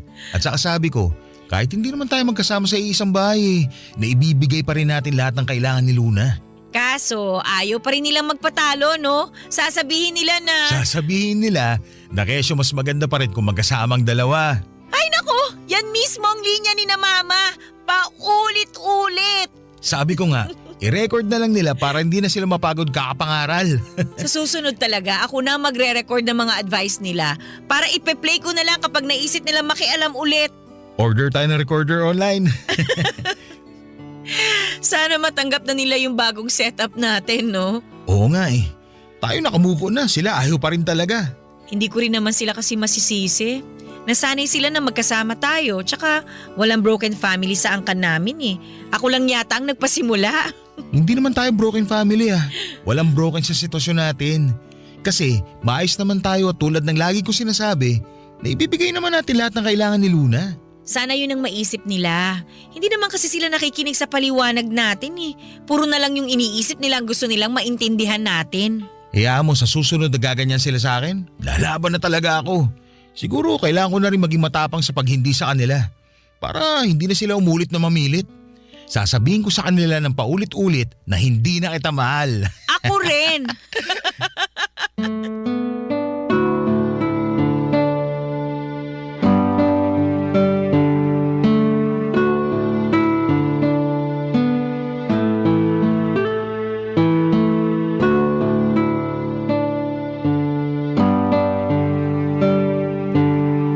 Papadudot nagsinungaling ako kay Phil. Mahal ko pa rin siya. Walang nagbago. Andun pa rin ang feelings ko para sa kanya kaya lang syempre ay hindi ko naman yon pwedeng aminin. Ayaw ko namang magbukhang kawawa dahil obviously ay hindi na niya ako mahal. Paulit-ulit na lang niyang sinasabi sa akin yon. Alam kong hindi naman niya intensyon na saktan ako sa mga salitang yon. Dahil akala niya ay hindi ko na rin siya mahal pero ang sakit pa rin pala kapag narinig ko yon sa kanya. Nagagawa ko na lang na magpanggap papadudot para naman isave ang pride ko. Pero habang tumatagal ang hirap na ring itago. Pero wala akong ibang choice kundi ang ipakita sa kanya na parehas lamang kami ng nararamdaman para sa isa't isa. Baka kasi kapag nalaman niyang may feelings pa rin ako sa kanya, mailang na siya sa akin. Baka hindi na mag-work out ang co-parenting namin. Siyempre ayokong mangyari yon. Damay kasi ang anak naming si Luna pag ganoon ang nangyari. Bilang isang ina ay wala akong ibang dapat na i-prioritize kundi ang kapakanan ng anak ko. Kahit sabihin pang binaon ko na ang sarili kong nararamdaman. Nanay na ako, una na palagi sa listahan ang anak ko. Kahit masakit alam kong masasanay din ako. Siguro nga papadudot ay kailangan ko lang ng oras para maka-move on para kay Phil. Pero paano nga ba ako mag-move on mga kapuso? Sa kanya palagi ko siyang nakikita. Minsan gusto ko nang bawasan ang oras ng pagdalaw niya, Papa Dudut. Pero ang ending, ako itong palaging nahihirapan dahil hindi naman nababawasan ang feelings ko para sa kanya. Minsan nga mas nadadagdagan pa kasi naman mas nakikita ko kung gaano siya kabuting ama para sa aming anak, Papa Dudut. Barangay Love Stories. Barangay Love Stories. Sa pagpapatuloy ng co-parenting namin ni Phil ay naging smooth naman ang lahat. Kung meron mang gusot ay mabilis lang na naaayos. Mas naging mabait din siya sa akin lahat ng i-request ko. Kahit pang personal ko ay ibinibigay niya. Ginagawa niya lagi ng paraan kahit na mahirap. Kaya naman parang nahirapan ako na makamove on sa kanya. Gustuhin ko mang pigilan siya sa mga efforts niya pero nananabik ako sa tuwing pinapakitaan niya ako ng maganda. Kaya naman hinayaan ko na lamang siya at iniisip ko na lamang nalilipas din ang nararamdaman ko. Masyado pa namang maaga para magmadali na mawala na lahat ng feelings ko sa kanya. 15 years kaming nagsama, hindi ba? Maintindihan naman ninyo kung hindi ko pa siya kayang bitawan. Saka ang importante ay hindi naman ako gumagawa ng dahilan para makipagbalikan sa kanya, Papa Dudut. Tinanggap ko na. Kahit mahirap, kahit may feelings pa ako sa kanya, na hindi na kami pwede sa isa't isa. Kahit sabihin pang minsan ay pinapangarap kong hanggang pagtanda ay magkasama kaming dalawa. Pero ganon siguro talaga no? May mga taong hanggang pangarap lang. Walang katuparan at dapat maging ayos lang tayo doon. Siguro hihintayin ko na lang ang tamang tao para sa akin. Pero bakit kaya ganon sa tuwing ipinagdarasal ko na makilala na ang tamang tao para sa akin ay biglang lumalabas ang mukha ni Phil sa isipan ko. Talagang siya pa rin pero ako mukhang nakalimutan na niya ng tuluyan. Napatunayan ko yon nang minsang dumalaw siya sa bahay at ibinalita sa akin ang bagong kaganapan sa buhay niya.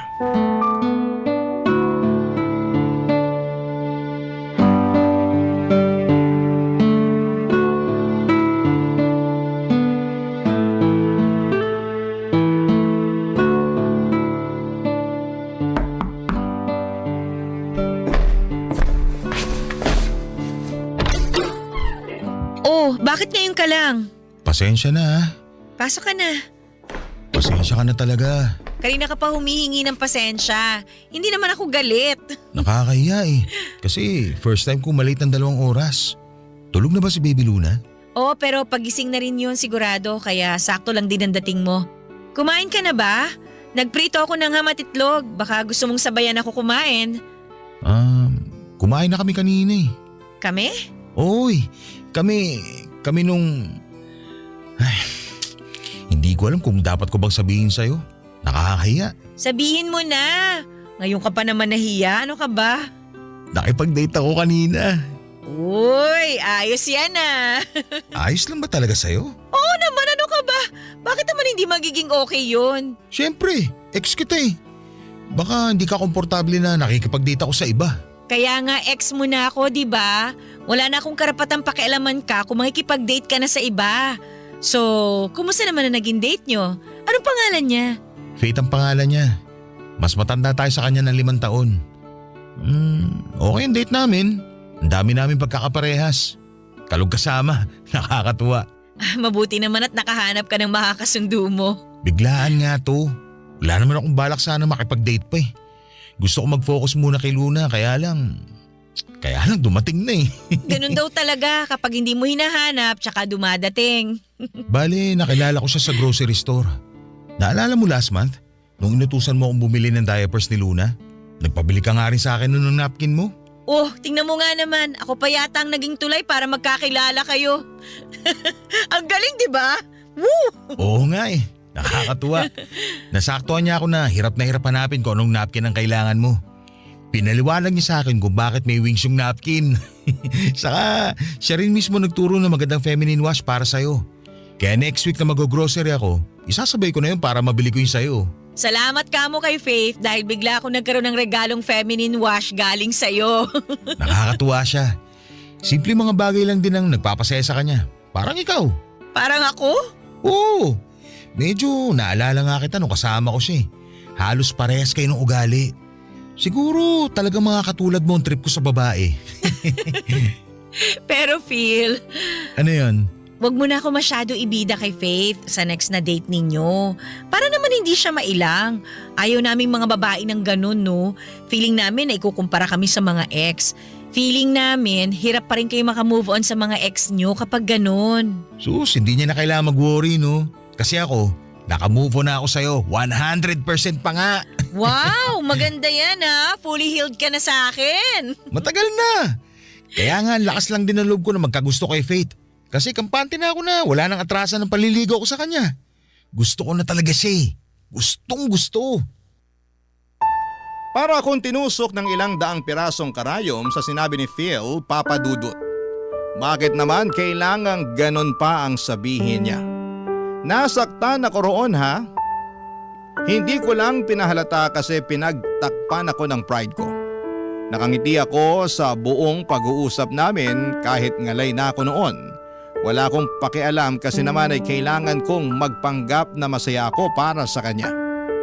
Kahit sa totoo lang ay para na akong inaapakan ng ilang daang libong elepante. Ang OA ng pagkakadescribe ko, hindi ba? Pero ganon kasakit marinig na yung taong mahal mo ay iba na pala ang gusto. Lalo na noong sinabi ni Phil na 100% na siyang nakamove on sa akin. Grabe yon. Halos ilang araw ding umikot-ikot sa utak ko ang mga salita niyang yon.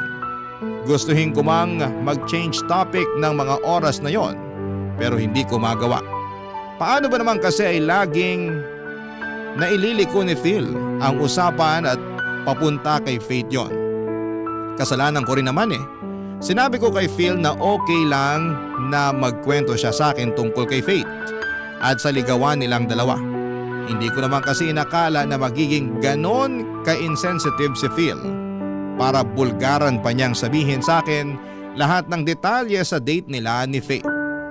Nakakabwisit at nakakaselos pakinggan kung paano niya ibida kung gaano kaganda at kabait si Faith. Nakaramdam ako ng insecurity pero syempre hindi ko naman pwedeng ipakita yon sa kanya. At ang masakit pa, sa pagdaan pa ng mga araw ay nabawasan ang pagdalaw ni Phil sa amin ni Luna. At kapag dadalaw naman siya, paniguradong may bago na naman siyang kwento sa mga date nila ni Faith. Nakakarindi na, pero kailangan kong panindigan ang sinabi kong masaya ako para sa bagong love life niya. Kahit na halos maiyak na ako sa selos dahil sa mga sweet na kwento niya tungkol kay Faith, Papa Dudut.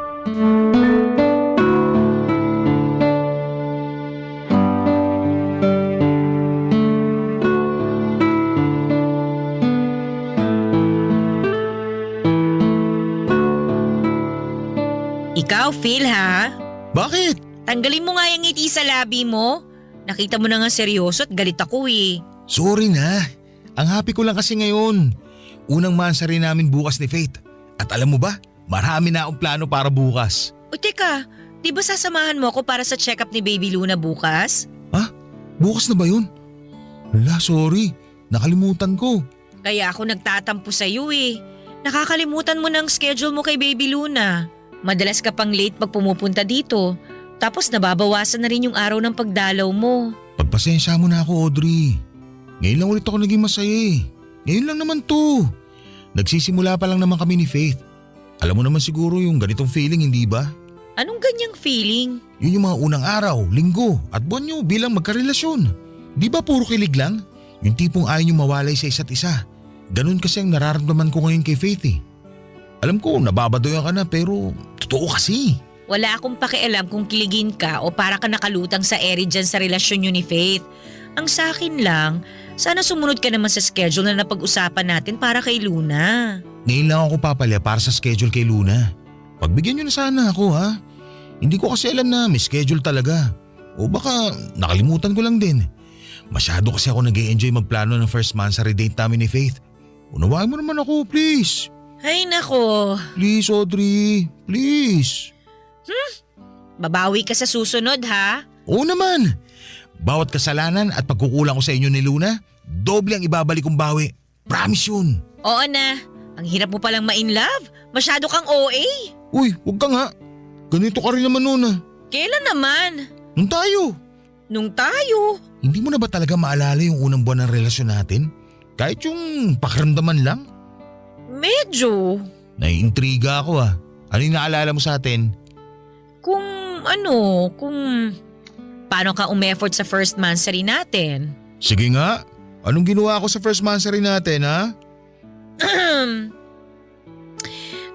Nag-camp tayo sa Rizal. Tapos hinanda mo lahat ng paborito kong pagkain. Niregaluhan mo rin ako ng mga pangarap kong bilhin na libro. Alam mong hindi ko afford no ng mga librong yon pero pinag-ipunan mo para mabigay lang sa akin. Kala ko nakalimutan mo na eh. Paano ko ba makakalimutan yun? Ikaw itong unang lalaki na nagtrato sa akin ng tama. Pinakita mo na pwede pala akong itrato parang prinsesa. Prinsesa ka naman talaga noon. Noon lang? Kasi reyna ka na ngayon. Ikaw ang nanay ng anak ko eh. Yan! Yang ganyang banat mo ako nakuha nun eh. Hari ka ng pangbobola. Ang dali ko tuloy na bilog. Hindi kita binola noon. Lahat ng sinabi ko sa'yo, totoo. Lahat yun galing dito sa puso ko ha. Nung sinabi mo na gusto mo yung sungki-sungki kong ngipin, totoo ba yun? O plastic ka lang? Totoo yun ha. Sa mga hapon, cute ang ganyang ngipin. Tsaka bumagay sa dimples mo. Nung sinabi mong cute ang mataba kong pisngi, totoo ba yun? Yan nga ang favorite ko rin sa'yo. Kasi mukha kang malambot na marshmallow lalo kapag nakangiti. Sabayan pa ng sungki mong ngipin. Bata mong tignan. Mukha kang Gen Z. Yung sinabi mo nung Audrey, wait lang ha. Emergency. Nagpapasundo si Faith. Okay lang bang umalis na muna ako ngayon? Babawi na lang ako sa susunod. Ilista mo na lang to ha. Sorry ha. Alis na muna ako. Sige. Lilista ko to ha. Utang mo sa amin to ni Baby Luna. Opo. Babawi ako. Bye. Bye. Hindi ko na napigilang umiyak noon pagkalabas ni Phil ng pintuan. Hindi ko na kinaya papadudot ang sakit. Ang sakit pa lang pag-usapan yung masasayang moments ninyong dalawa. Pero alam mong hanggang doon na lamang yon at hindi na madudugtungan pa. Ang lungkot na maalala yung masasayang ala-ala ninyong dalawa at ang weird, hindi ba? Dapat kapag masaya, ang ala-ala ay masaya rin ang pakiramdam mo, hindi ba? Pero bakit kabaligtaran noon ang nararamdaman ko? Halos 1 oras akong walang tigil sa pag-iyak. Kung hindi ko lang nararamdaman na nagising na pala si Baby Luna ay hindi pa sana ako titigil sa kakaatungan. Sinikap kong ituon ang atensyon ko sa pag-aalaga kay Luna. Pero lumipad ang isipan ko papunta sa nakaraan namin ng tatay niya. Lalo na noong mga unang buwan ng relasyon namin. Totoong masaya ang mga unang buwan ng relasyon ninyo. Para lang kayong nakalutang sa ere. Lahat maganda. Lahat masaya. Lahat nakakakilig. Mapapangiti ako saglit kapag inaalala ko yun. Pero agad na sisilay ang lungkot dahil bigla akong babalik sa realidad kung saan ay hindi na kami magkasama ni Phil. Hindi na namin pwedeng madugtungan ang masayang nakaraan. Dahil si Phil, bumuo na ng masasayang memories kasama si Faith. Ang babaeng pinalit niya sa akin. Ang babaeng bagong nagpapasaya sa kanya. Nagpapakilig. Nagmamahal. Ano bang laban ko sa kanya? Ako ang nasa nakaraan ni Phil. Barangay Love Stories. Barangay Love Stories. Araw-araw ay para akong dinudurog. Sa tuwing nagkakaroon ako ng update kina Phil at Faith. Isang parusa na makita sila noon sa Facebook na sobrang sweet. Dati naman kasi ako yung kasama niya sa mga post niya. Pero noong naging sila ni Faith ay nawala na ako bigla sa eksena. Dinilit na rin ni Phil ang mga pictures namin. Actually, ako ang nagsuggest para hindi magselos si Faith. Pero noong time na sinuggest ko yon ay nagsiselos lang kasi ako. Nadala ko ng emosyon ko. Ayokong i-delete niya ang pictures namin. Gusto ko lang namang tanggihan niya ako para ma-feel ko na may halaga ako sa kanya. Pero ang bilis niyang sumunod. Nag-agree siya na baka magselo si Faith kapag nakita niya ang lumang mga pictures namin. Samantala si Baby Luna na lang ang natira sa Facebook ni Phil. Nakakainis. Pero kasalanan ko naman dahil ako pa nagsabi at nagpresenta na burahin niya ang mga pictures ko. Ang hirap naman talagang maging babae. Sino bang makakaunawa ng sitwasyon at hormones namin? Sa pagdaan ng mga araw ay pinapagalitan ko na ang sarili ko kung bakit hirap pa rin akong makalimot kay Phil. Ayos na nga rin sa akin kung 2 o 1 beses na lamang siya sa 1 linggo kung dumalaw. Paano ba naman kasi naiisip ko lamang na makakatulong sa paglimot ko sa kanya kung bibihira ko siyang makikita. Kaya kapag nagpapaalam si Phil sa akin na hindi muna makakadalaw ay oo agad ang sagot ko sa kanya. Pero sa deep inside, nami-miss ko siya, Papa Dudut. At dahil doon ay mas lalo akong nagkikrave para sa kanya. Mas lalo akong nahihirapang makamove on sa kanya, Papa Dudut.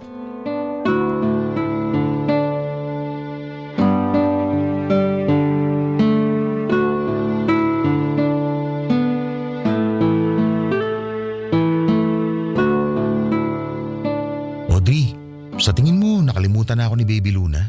Ha? Ano ba namang tanong yan? Kasi bihira na ako magpakita eh. At sino namang may kasalanan nun? Sorry na, nahihiya na rin ako eh. Ayos lang yun. Iintindihin ka na lang namin dahil in love ka. Ikaw ba? Anong ako? Kailan ka may in love? Oy, hindi porket in love ka ngayon dapat ako rin. Gusto lang naman kita makita masaya. Masaya naman ako Masaya-saya ko nga Ewan ko lang kung papayag ka pero may rereto sana ako sa'yo. Pinsan ni Faith, naghahanap ng girlfriend. Naisip ka agad kita. Baboy nito! Ha? Nag-iisip ka ba? Irereto mo ako sa kamag-anak ng girlfriend mo? Ex mo ko, Phil, ano ka ba? Baka lang nakakalimutan mo ha?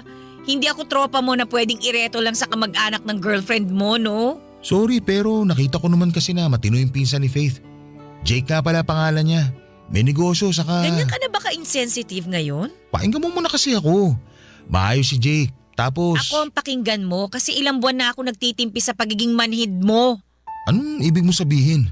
Yan, tingnan mo na. Wala kang ideya kung bakit ako sumasabog ng ganito sa'yo ngayon? Ganyan ka kamanhid. Diretsahin mo kasi ako para maintindihan ko. Ang bastos mo para ireto ako sa iba. Gusto lang naman kita maging masaya. Hindi ako masaya, Phil. Peke lahat ng sinasabi ko sa'yo. Ni minsan hindi ako naging masaya na may bago ka ng karelasyon. Hindi ako natutuwa at mas lalong hindi ako kinikilig sa tuwing nagkukwento ka sa akin tungkol sa mga date niyo ni Faith. Ha? Akala ko ba? Akala ko rin Akala ko kaya ko maging masaya para sa'yo. Gusto ko naman talaga Kasi naniniwala ako na kapag masaya ang tatay ng anak ko, aapaw yun at maaambunan mo si Luna. Oo, at nagagawa mo yun sa anak natin. Pero hindi naman ako maambunan kahit konting saya. Phil, masakit pa rin. Pinaplastic ko na ang sarili ko. Ilang buwan na. Ayoko na ng ganito. Mahal mo pa rin ba ako, Audrey? Hindi ko alam. Oo, siguro. Baka. Gusto ko ng klarong sagot. At kung klarong oo, anong gagawin mo? Ititigil ko na ang relasyon namin ni Faith. Gagawin mo yon para sa akin? Oo. Kasi kayo naman ni Luna ang priority ko. At nag-promise ako na kapag hindi ka pa okay na magkaroon ako ng bago, hindi ko gagawin. Gusto kong maging masaya ang nanay ng anak ko. Kasi kapag masaya ka, aapaw yun sa anak nating si Luna, hindi ba? Yan! Yan ang dahilan kung bakit gusto kitang hayaang maging masaya kay Faith kahit ang sakit. Kasi ang bait mo Ginagawa mo ang lahat para iparamdam sa amin ni Luna na kami pa rin ang una para sa'yo. Kayo naman talaga palagi ang una Pero minsan nararamdaman ko na hindi na ako kasali sa inuuna mo. Sorry kung naiparamdam ko yun sa'yo nitong mga nakaraan. Babawi ako. Makikipag-cool off muna ako kay Faith para maayos natin ang sitwasyon natin. Hindi mo kailangang gawin yon. Gagawin ko yun. Ayoko makitang malungkot at nasasaktan ka dahil sa akin. Pinangako ko sa sarili ko na kahit natapos na tayo, hindi ko hahayaan na maramdaman mo na nag-iisa at nalulungkot ka sa sitwasyon mo.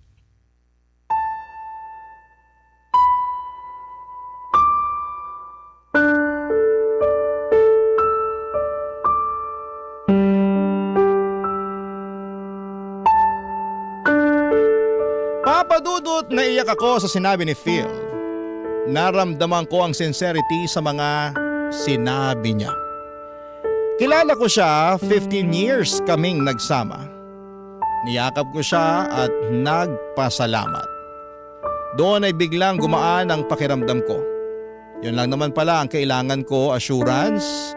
Assurance na kahit meron na siyang bago hindi pa rin niya kami pababayaan ni Luna. Kaya naman doon lumuwag ang pakiramdam ko at nasabi ko na sa kanya na ituloy na ang relasyon niya with Faith. Walang halong kaplastikan yon. Gusto kong maging masaya siya kahit na walang ibang rason o kadahilanan. Alanganin pa rin si Phil noong una pero hinawakan ko ang kamay niya at sinabing magiging okay din ako balang araw. At para mapatunayan yon sa kanya ay kinuha ko ang number ng pinsan ni Faith na si Jake para pagbigyan sa date. Binigay naman ni Phil at sinabing okay lang din kung magbago ang isip ko sa pakikipag-date. Pero sinabi ko sa kanya na kailangan ko na rin i-explore ang ibang mga options. Gusto ko na rin na mapagaan ang sarili ko at makilala rin ang iba. Sincero naman at totoo ako noong binitawan ko ang mga salitang yon. And after a week ay nag-date kami ng pinsan ni Faith na si Jake. Totoong maayos naman siya. Walang halong kayabangan at very gentleman pa. Kalug din at parehas kami ng humor. Umabot nga ng halos buong araw ang date namin. Si Phil muna ang nag-alaga kay Luna para makapag-date ako with Jake. Gabi na noong nakauwi ako at naabutan ko si Phil sa sala at nanonood ng TV. Naupo ako sa tabi niya at ready na siyang makinig noon sa nangyari sa date namin ni Jake. Napansin ko sa kanya kung gaano kasaya at ka-excited ang itsura niya habang nakatingin sa akin para sa updates ko. Nang mga oras na yon, Papa Dudut.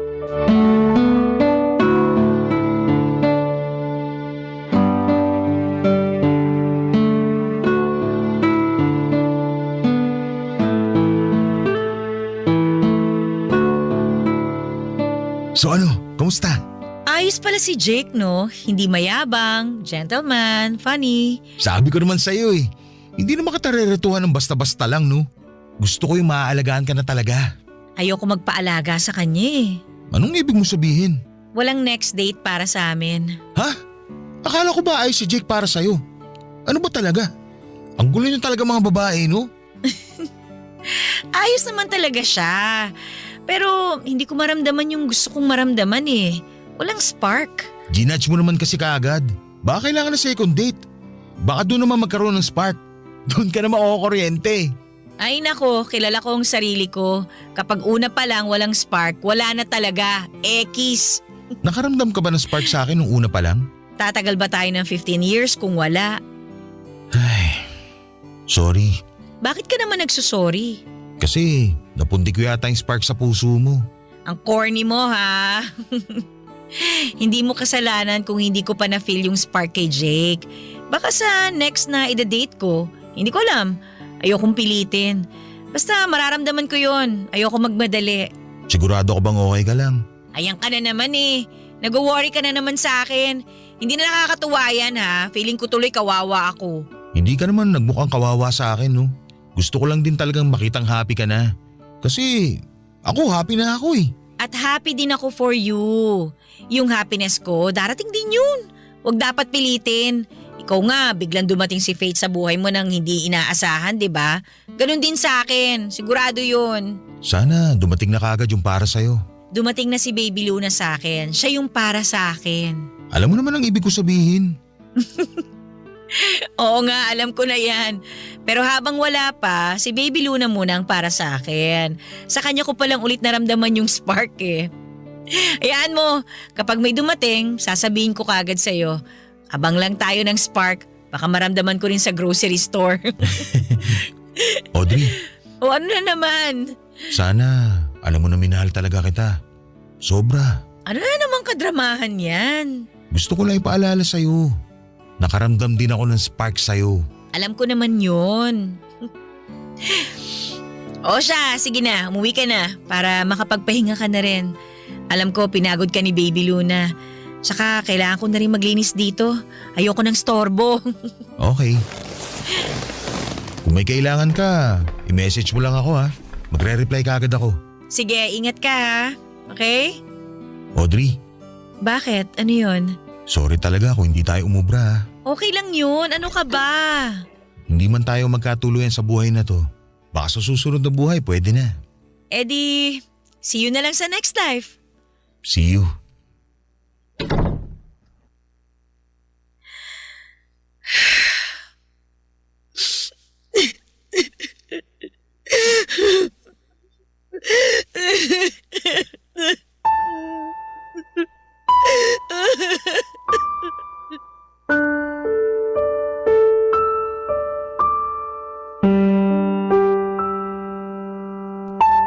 Baka nga sa susunod na buhay ay doon na kami payagan na magkatuluyan. Baka may kailangan lang kaming matutunan ngayon sa isa't isa sa buhay na ito. Kaya kami pinagtagpo pero hindi pinunta sa dulo. Masakit mang isipin pero kailangang tanggapin, Papa Dudut. Dahil sa sinabi ni Phil na yon ay na-realize ko na pwede pa rin pala kami. Pero baka sa susunod na buhay na namin yon. Siguro sa next life namin, hindi na komplikado. Kasama pa rin namin si Baby Luna hanggang pagtanda, kaming dalawa ang magkasama. Baka nga sa next life ay meron pa kaming ibang mga anak. Mga anak na siyang magpapatibay ng relasyon naming dalawa. Ang sarap lang isipin na ganon nga ang pwede kong abangan kung totoo ang reincarnation. Sana sa susunod na buhay, pagbigyan na kami ni Lord.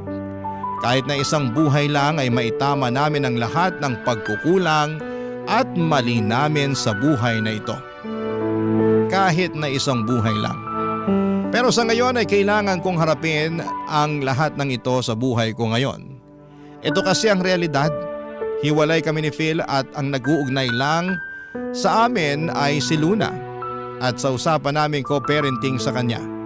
Sa buhay na ito ay kailangan lang siguro naming tanggapin na ito ang role namin sa mundo. Maayos naman kami, kahit masakit, siguro balang araw ay mawawala rin yung lungkot na nafe-feel ko. Kasi siguro balang araw ay makikilala ko ang tamang tao para sa akin sa lifetime na ito. Hindi ko pa man siya nakikilala pero ramdam ko na kaagad na magiging masaya ako para sa kanya. At magagawa ko nang makalimutan lahat ng gabi na umiiyak ako dahil sa hiwalayan namin ni Phil. Balang araw, darating din siya. Darating kapag hindi na kailangang hanapin. Maraming salamat po sa pagbasa ng aking liham. Sana ay nakakuha kayo ng inspirasyon at ng lakas para ipagpatuloy pa ang buhay. Kahit minsang nasaktan ang mga puso ninyo sa pagkakawalay sa taong inaakala ninyong makakasama ninyo hanggang sa dulo. Masakit man, pero kailangang tanggapin. Ang inyong kapuso at kabarangay forever, Audrey. Anong say mo sa Barangay Love Stories na ito? Pagkwentuhan natin sa comment section yan.